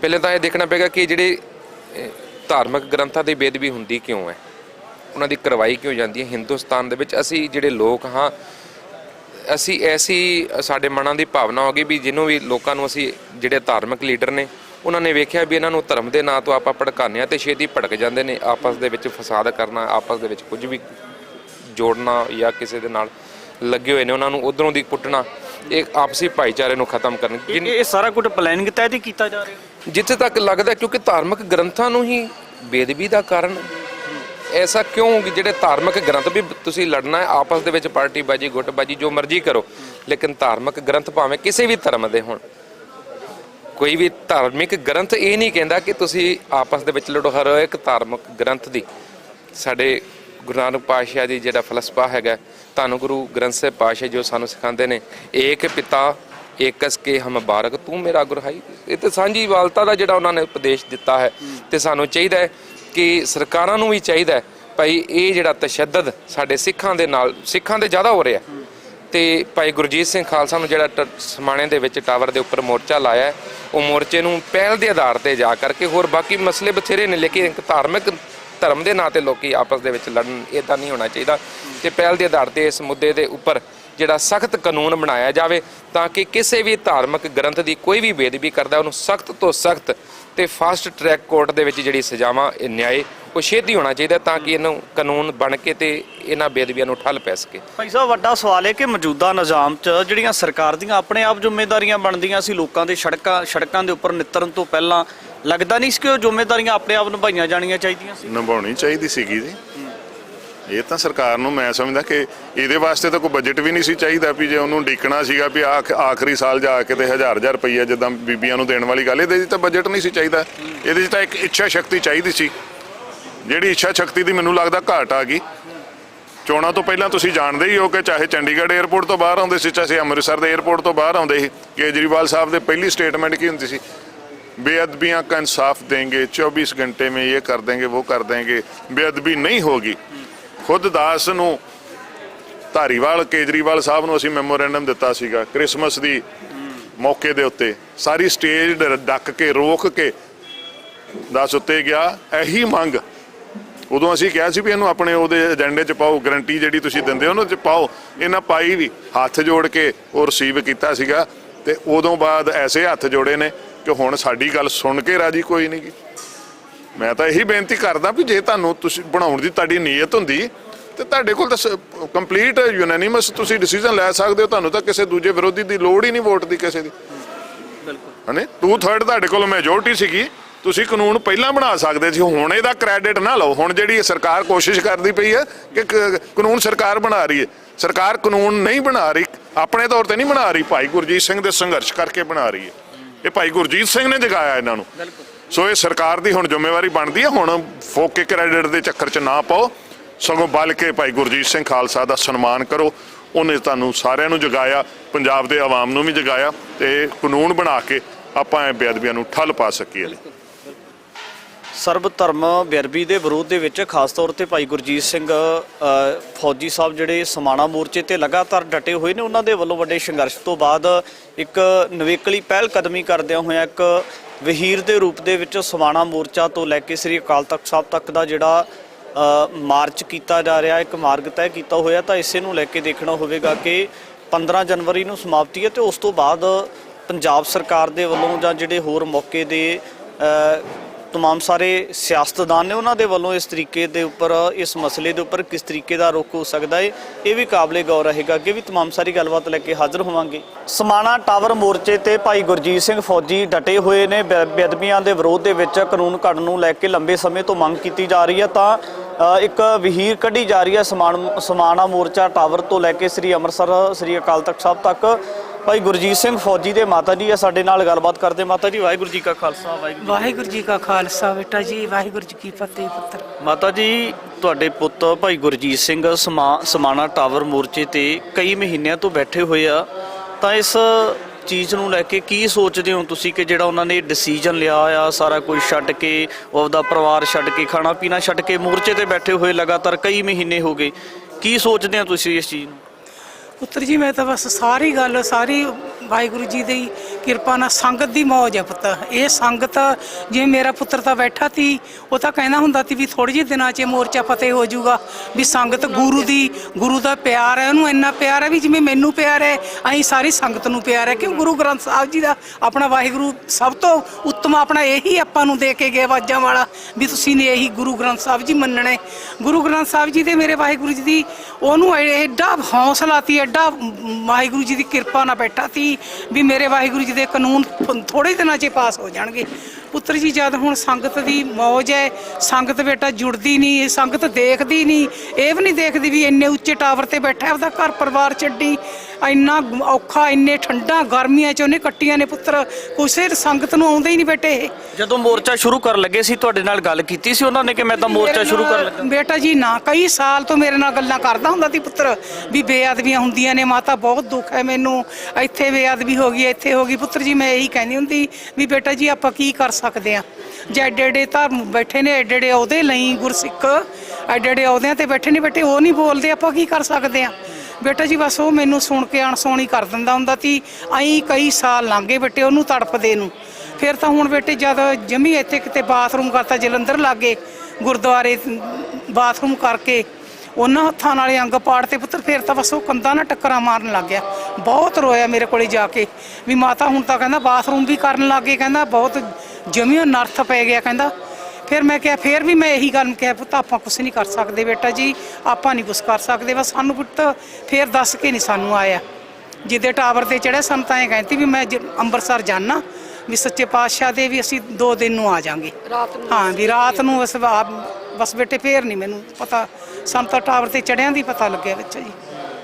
ਅੱਜ ਇੰਨੀ ਜ਼ਿਆਦਾ ਠੰਡ ਪੈ ਰਹੀ ਆ, ਠੰਡ ਗਰਮੀ ਸਾਰੇ ਦਿਨ ਉੱਪਰ ਲੰਘਾਤੇ, ਬੜੀ ਵੱਡੀ ਆਪਣੇ ਆਪ ਦੇ ਵਿੱਚ ਤਿਆਗ ਵਾਲੀ ਗੱਲ ਹੈ। ਇਸ ਚੀਜ਼ ਨੂੰ ਲੈ ਕੇ ਕਿਤੇ ਨਾ ਕਿਤੇ ਮਨ ਦੇ ਵਿੱਚ ਉਹ ਭਾਵਨਾਵਾਂ ਤੇ ਪੈਦਾ ਹੁੰਦੀਆਂ ਹੋਣਗੀਆਂ ਤੁਹਾਡੇ ਵੀ? ਮੇਰੇ ਪੁੱਤ ਭਾਵਨਾਵਾਂ ਹੀ ਪੈਦਾ ਹੁੰਦੀਆਂ ਨੇ ਪੁੱਤ। ਵਾਹਿਗੁਰੂ ਜੀ ਨੇ ਮੈਨੂੰ ਸੂਰਮਾ ਦਿੱਤਾ ਹੈ, ਸੂਰਮਾ ਪੁੱਤ ਹੈ ਮੇਰਾ ਬੱਚੇ, ਉਹ ਸੂਰਮਾ ਉਹ ਸੂਰਮਗਤੀ ਕਰਕੇ ਉਤਰੂਗਾ ਬੇਟੇ, ਉਹ ਮੇਰੇ ਸੱਚੇ ਪਾਤਸ਼ਾਹ ਦੇ ਕਾਨੂੰਨ ਪਾਸ ਕਰਕੇ ਉਤਰੂਗਾ। ਉਹ ਇਹੀ ਕਹਿੰਦਾ ਮੈਨੂੰ ਪਹਿਲਾਂ ਵੀ ਜੋ ਵੀ ਉਹਨੇ ਕਰੇ ਨੇ ਸਾਰੇ ਉਹਦੇ ਕਾਰਜ ਰਾਸ ਆਏ ਨੇ ਪੁੱਤਰ। ਐਡੀ ਵਾਹਿਗੁਰੂ ਜੀ ਦੀ ਕਿਰਪਾ ਹੈ ਮੇਰੇ ਬਾਜਾਂ ਵਾਲੇ ਦੀ। ਉਹ ਤੇ ਇੰਨਾ ਵਾਹਿਗੁਰੂ ਦਾ ਇੰਨਾ ਪਿਆਰ ਕਰਦਾ ਪੁੱਤਰ, ਬਾਣੀ ਪੜ੍ਹਦਾ ਉੱਥੇ ਦਿਨ ਰਾਤ ਬਾਣੀ ਪੜ੍ਹਦਾ ਪੁੱਤਰ, ਸੌਂਦਾ ਘੱਟ ਹੈ ਬਾਣੀ ਜ਼ਿਆਦਾ ਪੜ੍ਹਦਾ ਪੁੱਤਰ। ਮਾਤਾ ਜੀ ਮਾਵਾਂ ਦਾ ਪੁੱਤਾਂ ਦੇ ਨਾਲ ਬੜਾ ਪਿਆਰ ਹੁੰਦਾ ਤਾਂ ਜਦੋਂ ਇੱਕ ਮੋਰਚੇ ਦੇ ਉੱਪਰ ਟਾਵਰ ਦੇ ਉੱਪਰ ਬਹਿ ਕੇ ਠੰਡ ਦੇ ਵਿੱਚ ਕੌਮ ਨੂੰ ਆਵਾਜ਼ਾਂ ਮਾਰ ਕੇ ਮੀਡੀਆ ਦੇ ਵਿੱਚ ਉੱਚੀ ਬੋਲ ਕੇ ਉਹ ਅਪੀਲ ਕਰਦੇ ਸੰਗਤ ਨੂੰ ਕਿ ਸਾਥ ਦਿਓ, ਮੋਰਚੇ ਤੇ ਆ ਕੇ ਬੈਠੋ, ਸਮਰਥਨ ਕਰੋ, ਤਾਂ ਕਿਤੇ ਨਾ ਕਿਤੇ ਚੀਜ਼ ਪੈਂਦੀ ਹੋਊਗੀ ਤੁਹਾਡੇ ਵੀ ਇਹ ਕਹਿਣਾ ਪੈ ਰਿਹਾ ਕੌਮ ਨੂੰ ਕਿ ਇਕੱਠੇ ਹੋ ਇੱਕ ਝੰਡੇ ਥੱਲੇ? ਬੇਟਾ ਜੀ ਬਹੁਤ ਜ਼ਿਆਦਾ ਡੇਢ ਮਹੀਨਾ ਹੋ ਗਿਆ ਪੁੱਤਰ, 1.5 ਸਾਲ ਹੋ ਗਿਆ ਪੁੱਤਰ ਮੈਨੂੰ ਇਹ ਤਕਲੀਫ ਚੱਲਦੀ ਨੂੰ ਪੁੱਤਰ।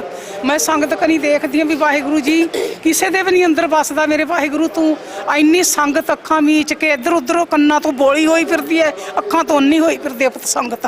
ਇੰਨਾ ਨਹੀਂ ਸੰਗਤ ਨੂੰ ਵੀ ਇੱਕ ਸਾਨੂੰ ਪੁੱਤਰ 1 ਰੁਪਈਏ ਦੀ ਵੀ ਸਾਨੂੰ ਮੇਰੇ ਬੇਟੇ ਨੂੰ ਨਾ ਸਾਨੂੰ ਪੁੱਤ, ਮੈਂ ਅੱਜ ਮਾਂ ਗੁਰੂ ਘਰ 'ਚ ਬੈਠੀ ਹਾਂ, ਸਾਨੂੰ ਕਿਸੇ ਵੀ ਚੀਜ਼ ਦੀ ਲੋੜ ਨਹੀਂ। ਮੇਰਾ ਬੇਟਾ ਵੀ ਇਹੀ ਕਹਿੰਦਾ ਮੇਰੇ ਗੁਰੂ ਦੇ ਕਾਨੂੰਨ ਪਾਸ ਹੋ ਜਾਣ, ਸਾਨੂੰ ਕਾਸੇ ਦੀ ਲੋੜ ਨਹੀਂ ਪੁੱਤ। ਸਾਡੇ ਘਰੇ ਵਾਹਿਗੁਰੂ ਦਾ ਦਿੱਤਾ ਸਭ ਕੁਛ ਹੈ, ਮੇਰੇ ਬੱਚੇ ਸਭ ਕੁਛ ਹੈ। ਮੇਰੇ ਪੁੱਤ ਦਾ ਐਡਾ ਕਾਰੋਬਾਰ ਕਰਿਆ ਹੋਇਆ ਪੁੱਤ ਸਾਰਾ ਛੱਡ ਕੇ ਮੇਰੇ ਵਾਹਿਗੁਰੂ ਦਾ ਬਣ ਕੇ ਬਹਿ ਗਿਆ। ਹੁਣ ਮੇਰਾ ਸੱਚੇ ਪਾਤਸ਼ਾਹ ਆਪੇ ਸੁਣੂਗਾ ਪੁੱਤ। ਸੰਗਤ ਮੂਰੇ ਤੇ ਮੈਨੂੰ ਹਾੜੇ ਕੱਢਦੀ ਨੂੰ 1.5 ਸਾਲ ਹੋ ਗਿਆ ਪੁੱਤਰ। ਬਹੁਤ ਹਾੜੇ ਕੱਢੇ ਨੇ ਪੁੱਤਰ ਮੈਂ ਵੀ। ਆ ਜਾਓ ਸੰਗਤ ਮੇਰਾ ਪੁੱਤਰ ਬਥੇਰਾ ਪਕਾਰ ਰਿਹਾ। ਵੱਡੇ ਵੱਡੇ ਜਿਹੜੇ ਆਪਣੇ ਅਹੁਦਿਆਂ ਤੇ ਬੈਠੇ ਨੇ, ਜਿਹੜੇ ਧਾਰਮਿਕ ਪ੍ਰਚਾਰ ਨੇ, ਪ੍ਰਚਾਰ ਕਰਦੇ ਨੇ, ਕਥਾਵਾਚਕਾਂ ਨੂੰ ਸਭ ਨੂੰ ਫੋਨ ਕਰ ਜ਼ੋਰ ਲਾ ਲਿਆ। ਹੋਰ ਆਪਣੇ ਜਿਹੜੇ ਗਾਉਣ ਵਾਲੇ ਆਪਣੇ ਕੀਰਤਨ ਹੋਰ ਸਾਰੇ ਸਭ ਨੂੰ ਫੋਨ ਕਰ ਜ਼ੋਰ ਲਾ ਲਿਆ ਪੁੱਤ। ਹਰੇਕ ਬੰਦਾ ਕਹਿੰਦਾ ਹਾਂ ਭਾਈ ਸਾਹਿਬ, ਹਾਂ ਅਸੀਂ ਤੁਹਾਡੇ ਨਾਲ, ਅਸੀਂ ਤੁਹਾਡੇ ਨਾਲ ਆ। ਨਾਲ ਹੋ ਕੇ ਨਹੀਂ ਕੋਈ ਦਿਖਾਉਂਦਾ ਵੀ ਹਾਂ ਮੈਨੂੰ ਜੁੜ ਗਿਆ ਨਾਲ। ਇੱਥੇ ਤੇ ਵੱਡੇ ਵੱਡੇ ਲੀਡਰ ਆ ਜਿਹੜੇ ਕਹਿੰਦੇ ਅਸੀਂ ਪੰਥਾਂ, ਅਸੀਂ ਪੰਥ ਦੇ ਵੱਡੇ ਵੱਡੇ ਲੀਡਰ ਆ, ਤਾਂ ਉਹਨਾਂ ਦੇ ਵੱਲੋਂ ਸਮਰਥਨ ਕਿਉਂ ਨਹੀਂ ਦਿੱਤਾ ਜਾ ਰਿਹਾ? ਜਿਹੜਾ ਬੇਅਦਬੀ ਦਾ ਵਿਰੋਧ ਦੇ ਵਿੱਚ ਕਾਨੂੰਨ ਨੂੰ ਲੈ ਕੇ ਗੱਲ ਗੁਰਜੀਤ ਸਿੰਘ ਖਾਲਸਾ ਕਰ ਰਹੇ ਆ, ਕੱਲਾ ਉਹ ਕਿਹੜਾ ਆਪਣੇ ਪਰਿਵਾਰ ਵਾਸਤੇ ਕਰ ਰਹੇ ਆ ਜਾਂ ਕੱਲਾ ਸਿੱਖਾਂ ਦੇ ਧਾਰਮਿਕ ਗ੍ਰੰਥ ਦੀ ਗੱਲ ਕਰ ਰਹੇ ਆ? ਉਹ ਤੇ ਸਾਰੇ ਧਰਮਾਂ ਦੇ ਗ੍ਰੰਥਾਂ ਦੀ ਗੱਲ ਕਰ ਰਹੇ, ਬੇਅਦਬੀ ਦੀ ਗੱਲ ਕਰ ਰਹੇ। ਉਹਨਾਂ ਦੇ ਵੱਲੋਂ ਫਿਰ ਸਹਿਯੋਗ ਕਿਉਂ ਨਹੀਂ ਦਿੱਤਾ ਜਾ ਰਿਹਾ ਜਿਹੜੇ ਵੱਡੇ ਵੱਡੇ ਸਿਆਸਤਦਾਨ ਨੇ? ਦੇਖ ਲਓ ਪੁੱਤਰ, ਫਿਰ ਤੁਸੀਂ ਆਪੇ ਦੇਖ ਲਓ ਵੀ ਉਹਨਾਂ ਦੇ ਦਿਮਾਗ, ਉਹਨਾਂ ਦੇ ਅੰਦਰ ਸੋਚ, ਉਹਨਾਂ ਦੀ ਵੀ ਕੀ ਸੋਚ ਹੈ ਉਹਨਾਂ ਦੀ।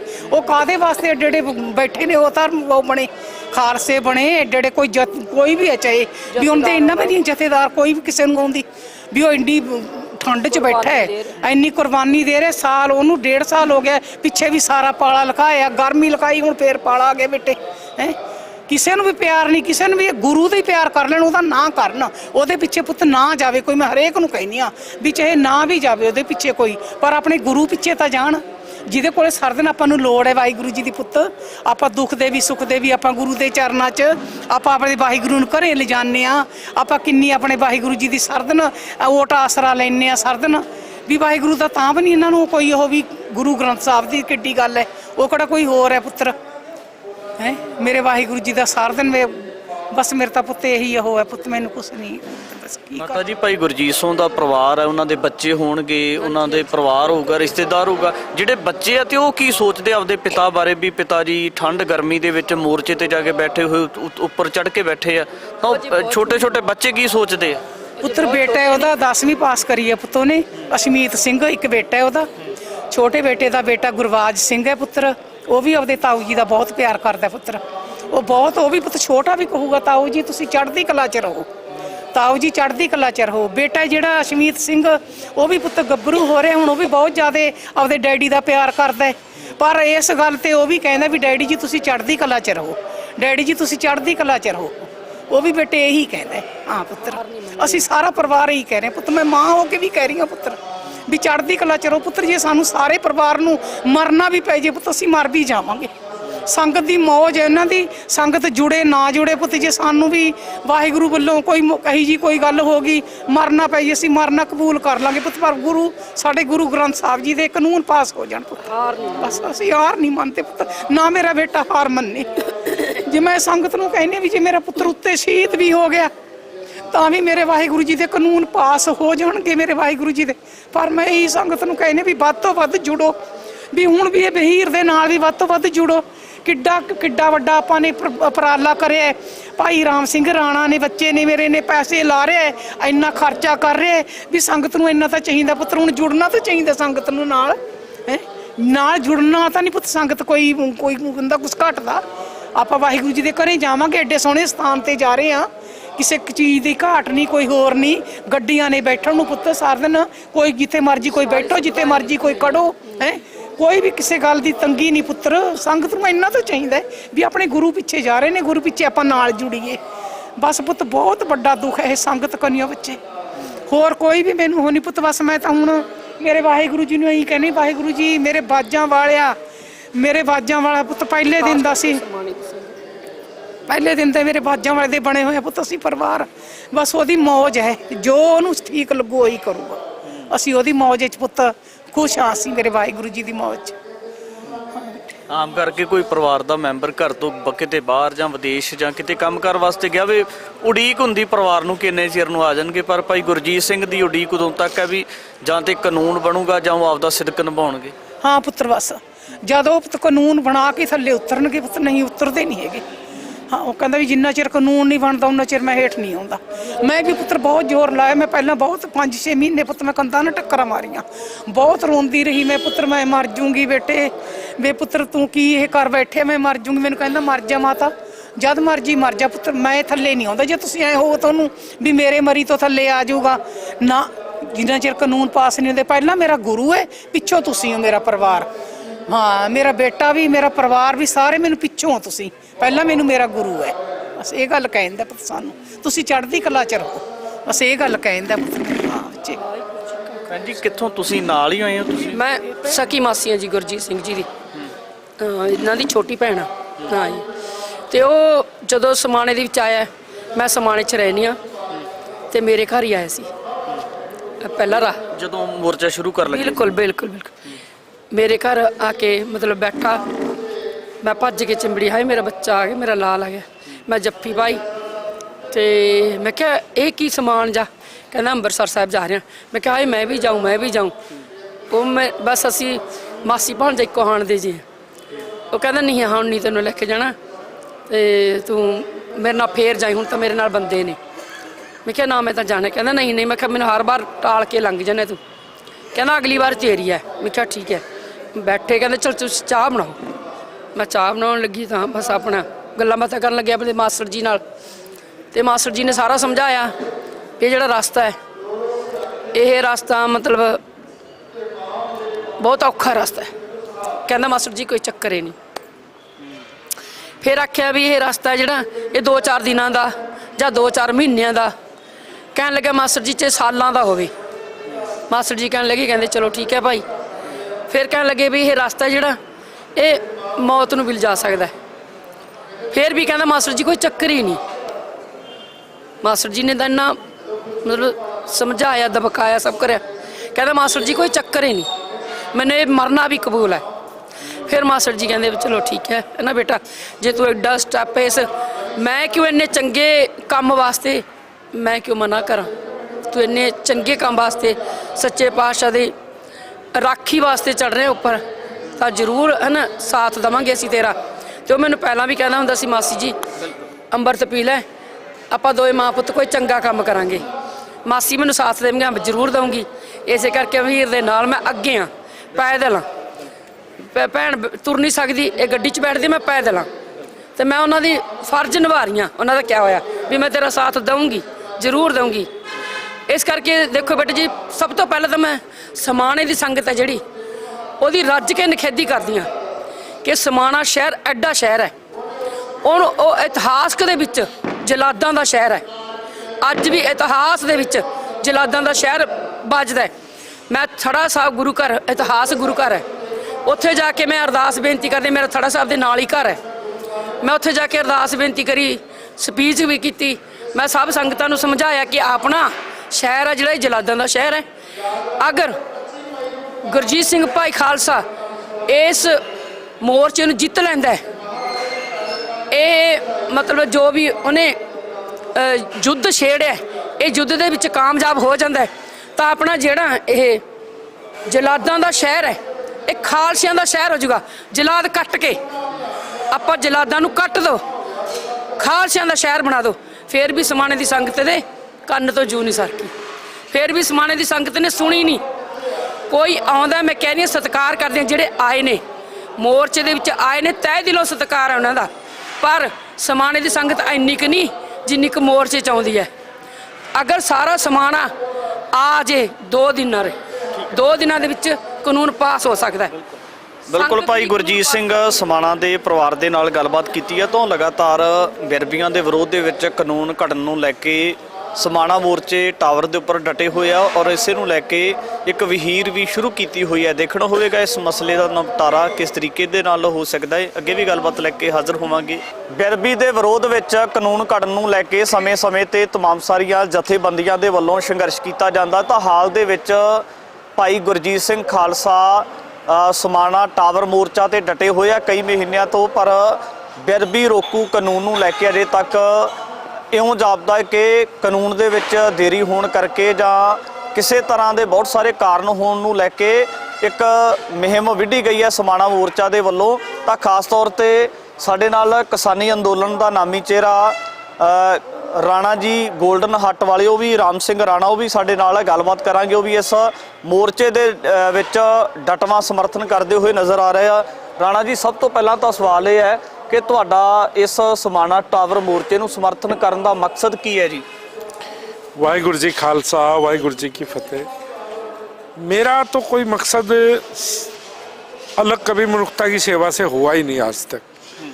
जहाँ भी इंसानियत को या मनुष्यता को राणा जी की जरूरत पड़ी है, राणा जी वहाँ अपने आप को झोंक देता है। क्यों हमारे से फॉर्मेलिटी करनी नहीं आती।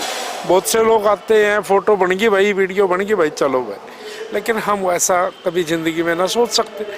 या तो कोई काम की जिम्मेवारी ले मत, ली है तो उसको निभाना चाहिए। दूसरी बात, आपकी जो क्वेश्चन है, मैं तो बड़े आराम से अपने काम धंधे में बिजी था। भाई गुरजीत सिंह खालसा, उनको लगभग 1 साल हो गया था उस टाइम, जिस टाइम मेरे को उनका फ़ोन आया। और जब फ़ोन आया तो बहुत दहाड़ मार के रोए ना, जैसे मतलब वो दिल भर रहा था उनका कि भाई पूरे पंथ में से किसी ने मेरा साथ नहीं दिया राणा जी, ऐसे ऐसे करके मैं टावर पे बैठा हूँ। तो हमने उसी दिन संकल्प, एक कमिटमेंट होगी गुरजीत भाई से कि गुरजीत चिंता न करे, अगर तू ऊपर है तो नीचे हम हैं तेरे साथ, और तन मन धन से इस जो आपकी मांग है इसको पूरा कराएंगे, जो मर्जी उसके लिए हमें करना पड़े। मेरे को पता है मैंने सरकारों से मत्था, पहले सेंटर सरकार से, स्टेट से भी लगा लिया, लेकिन मेरे को उस चीज़ की कभी पहले ही परवाह नहीं थी और आज भी नहीं है। क्यों, हमारा एक, हर आदमी का एक जीवन जीने का तरीका होता है। बहुत से आदमी जीते हैं अपने लिए, बहुत से आदमी जीते हैं अपने परिवार के लिए, बहुत से आदमी जीते हैं समाज के लिए। तो मेरा मकसद समाज के लिए है और मेरी ज़िंदगी का एक एम है। हम परमात्मा से भी यही अरदास है, परमपिता परमात्मा, अगर मैं ज़िंदगी में किसी का अच्छा ना कर सकूँ तो बुरा भी ना मेरे से कराना। और कोई चीज़ की अगर जिम्मेवारी देने वाला काल पुरख है। देखो इतनी बड़ी दुनिया, इतना बड़ा संसार है, भाई गुरजीत ने मेरे से ही क्यों कांटेक्ट किया, इसके पीछे कुछ उस परमात्मा की होगी कृपा। तो सबसे बड़ी वही चीज़ होती है कि ये सेवा बड़े कर्मों से मिलती है। ਬੇਅਦਬੀਆਂ ਲਈ ਜਿਹੜਾ ਕਾਨੂੰਨ ਘੜਨਾ ਹੈ, ਕੀ ਲੱਗਦਾ ਕਿ ਉਹ ਪੰਜਾਬ ਸਰਕਾਰ ਨੇ ਘੜਨਾ ਹੈ ਜਾਂ ਸੈਂਟਰ ਸਰਕਾਰ ਨੇ ਘੜਨਾ ਹੈ? ये स्टेट कानून बनना है और बहुत जल्दी बनेगा। हाँ, उसके बाद मेरा एक संकल्प हो रहा, एक बारी हम अगर पंजाब में कानून बनेगा, उसके बाद हम हरियाणा, फिर पूरे देश में हर स्टेट में जाके हम विनती करेंगे। नहीं, फिर उसके लिए भी अगर हमें संघर्ष लड़ना पड़ा, पूरे देश में किसी भी धर्म ग्रंथ की बेअदबी हम नहीं होने देंगे। ਜਿਹੜਾ ਪਿਛਲੇ ਲੰਘੇ ਕੁਝ ਮਹੀਨੇ ਤੋਂ ਪਹਿਲਾਂ ਜਿਹੜਾ ਪੰਜਾਬ ਸਰਕਾਰ ਨੇ ਵਿਧਾਨ ਸਭਾ ਦਾ ਸੈਸ਼ਨ ਸੱਦਿਆ ਸੀ, ਉਹਦੇ ਵਿੱਚ ਬੇਅਦਬੀਆਂ ਦੇ ਕਾਨੂੰਨ ਦੀ ਗੱਲ ਕੀਤੀ ਸੀ। ਕੀ ਲੱਗਦਾ ਕਿ ਉਹ ਸੈਸ਼ਨ ਸੱਦਣ ਤੋਂ ਬਾਅਦ ਵੀ ਅਜੇ ਦੇਰ ਕਿਹੜੀ ਗੱਲ ਦੇ ਵਿੱਚ ਹੈ, ਜਿਹੜਾ ਤੁਸੀਂ ਇੱਕ ਮੁਹਿੰਮ ਸ਼ੁਰੂ ਕਰ ਦਿੱਤੀ, ਇੱਕ ਮਾਰਚ ਜਾਂ ਇੱਕ ਮਾਰਗ ਯਾਤਰਾ ਸ਼ੁਰੂ ਕਰਨੀ ਪੈਗੀ ਤੁਹਾਨੂੰ? मेरे भाई, सरकारें एक्चुअली अपनी जिम्मेवारियों से बहुत ज़्यादा लापरवाही कर रही है। भाई गुरजीत को आज 453वां दिन है और परमात्मा ना करे अगर उसको कुछ हो गया, फिर उस कानून का क्या फ़ायदा होगा आप बताओ। मतलब जब वो ही नहीं रहेगा तो उस कानून बनाना ना बनाना बेकार है। वो किसके लिए बनाना है कानून? अगर आपने कानून बनाना ही है, आप सोच चुके हो, सेशन बुला लिया है, मता पास हो चुका है, परसों बलतेज पन्नू का बयान आया है कि भाई हम बहुत जल्दी बना रहे हैं, तो आप बनाओ ना, किसने रोका है? कम से कम वो भाई जो ये यात्रा निकली है नगर कीर्तन के रूप में, वो भी टावर से नीचे लेके आए हम उसको, और वो भी यात्रा का हिस्सा बने। और हम तो सरकार की बड़ा धन्यवाद करेंगे कि एक चीज़ समय रहते बन जाए तो बहुत उसका लाभ होता है। और दूसरी बात, अभी 4 दिन पहले 5 दिन पहले सनौर में बेअदबी हुई है। बेअदबी तभी तो रुकेंगी जब कानून सख्त होगा। तो मैं सरकारों से हाथ जोड़ के अपील है और संगतों से भी हाथ जोड़ के अपील है, इस यात्रा का हिस्सा बनो, इस नगर कीर्तन के साथ जुड़ो।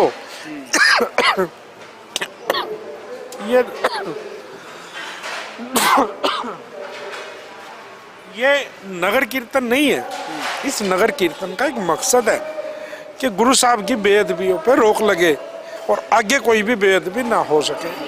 तो इसमें सारी संगतों से अपील है कि ज़्यादा से ज़्यादा साथ। ਜੇ ਕੋਈ ਛੋਟਾ ਜਿਹਾ ਮਸਲਾ ਹੁੰਦਾ ਤਾਂ ਵੱਡੇ ਵੱਡੇ ਸਿਆਸਤਦਾਨ ਬਹੁਤ ਤਲਖ ਵੱਡੀਆਂ ਵੱਡੀਆਂ ਟਿੱਪਣੀਆਂ ਕਰਦੇ ਆ, ਵੱਡੀਆਂ ਵੱਡੀਆਂ ਪ੍ਰੈਸ ਵਾਰਤਾਲਾਪ ਕੀਤੀਆਂ ਜਾਂਦੀਆਂ। ਇਹ ਤੇ ਬਹੁਤ ਵੱਡਾ ਸਿੰਸੀਅਰ ਮਸਲਾ ਆ, ਸਾਰੇ ਧਰਮਾਂ ਦੇ ਨਾਲ ਜੁੜਿਆ ਹੋਇਆ ਹੈ। ਇਹਦੇ ਉੱਪਰ ਵੱਡੇ ਵੱਡੇ ਸਿਆਸਤਦਾਨ ਤੇ ਵੱਡੀਆਂ ਵੱਡੀਆਂ ਸਿਆਸੀ ਧਿਰਾਂ ਕਿਉਂ ਨਹੀਂ ਬੋਲਦੀਆਂ? ऐसा है ना, ये शायद उनके लिए बहुत छोटा मसला है, लेकिन मेरी ज़िंदगी की सबसे बड़ी लड़ाई है ये, जिसको हमने जीतना है। भाई गुरजीत सिंह खालसा अपनी लड़ाई लड़ रहा है, वो सोच के देखना आप, 400 फुट ऊंचे और 453वां दिन है, कितनी हवा चल रही है नीचे, कितनी ठंड है। हमें अपने घरों में बिस्तरों में ठंड लगती है। तो यार इंसानियत के नाते ही सोच लो। उस भाई का अपना कोई पर्सनल मुद्दा तो है नहीं भाई, वो कुछ पर्सनल मांग रहा है आपसे या मैं कुछ पर्सनल मांग रहा हूँ। ये तो गुरु साहब है, गुरु साहब से बड़ा तो कुछ हो ही नहीं सकता। तो सभी की जिम्मेवारी है, सभी का फर्ज है कि इस यात्रा के साथ जुड़े और जितना ज़्यादा से ज़्यादा हो सके। और भाइयों से भी अपील करूँगा, इस यात्रा का हिस्सा बनो। आप उस भाई को 15 महीने हो गए, हमें 15 दिन की यात्रा निकाल ली है, आप 15 घंटे आ जाओ। 15 घंटे भी नहीं आ सकते, 15 मिनट के लिए आ जाओ यार। इंसानियत के नाते, धर्म के नाते, गुरु साहब के लिए आ जाओ, हमारे लिए ना हो। जिस गुरु साहब को हम सुबह शाम नतमस्तक होते हैं, हमारा ब्याह शादी मरना जीना सब कुछ गुरु साहब के साथ लिखा हुआ है, तो हमारी ड्यूटी है यार, गुरु साहब के लिए टाइम निकाल लो। क्यों नहीं निकाल रहे? तो मैं सभी भाइयों से अपील करूंगा, हाथ जोड़ के विनती करूंगा कि आप ज़्यादा से ज़्यादा गिनती में इस यात्रा का हिस्सा बनो। ਜੇ ਪਤਾ ਹੁੰਦਾ ਇੱਥੇ ਕਿਸੇ ਲੀਡਰ ਨੇ ਆਉਣਾ ਤਾਂ ਇੱਥੇ ਤਿਲ ਭੁੰਜੇ ਸੁੱਟਿਆ ਨਹੀਂ ਸੀ ਲੱਭਣਾ। ਤਾਂ ਇੱਥੇ ਦੇ ਬੇਅਦਬਾ ਜਿਹੜਾ ਮਸਲਾ ਆ ਬੇਅਦਬੀਆਂ ਦੇ ਨਾਲ ਜੁੜਿਆ ਹੋਇਆ ਹੈ, ਵੱਖ-ਵੱਖ ਧਰਮਾਂ ਦੇ ਧਾਰਮਿਕ ਗ੍ਰੰਥਾਂ ਦਾ ਮਸਲਾ ਆ। ਲੋਕ ਸਿੰਸੀਅਰ ਕਿਉਂ ਨਹੀਂ ਜਾਪਦੇ? नहीं, कोई नहीं। हमारा मकसद कट करना नहीं था, हमारा मतलब ये नहीं था भी हमें भीड़ दिखानी है ना। हमने नहीं, पूरे पंजाब में पता नहीं क्या हजारों नहीं लाखों किसान ऐसे हैं जिनके मेरे पास फ़ोन नंबर हैं, सब मेरे भाई हैं। हम उनको फ़ोन भी नहीं किया एक भी को। क्यों नहीं किया? क्योंकि हमने कट नहीं करना, हमें एक चेतना दिखानी थी कि भाई हम तो चले हैं। अब उसके साथ जो आ रहा है उसका भी भला, जो नहीं आ रहा उसका भी भला। हम कोई पॉलिटिक्स का अपना वो थोड़ी दिखाना है, हाँ भाई हमने कितना जनशक्ति प्रदर्शन करना है, हमने नहीं, ऐसा कोई मकसद है ही नहीं हमारा। ਸਰਕਾਰ ਪ੍ਰੈਸ਼ਰਾਈਜ਼ ਕਿੱਦਾਂ ਹੋਊਗੀ? सरकारों को लिए ये एक 15 दिन अगर हम चल रहे हैं ना, हर रोज थपेड़ा है सरकार के मुंह पे, लोगों को पता लग रहा है धीरे धीरे। आज तक सरकारों ने या मीडिया ने इस मुद्दे को उठाया ही नहीं।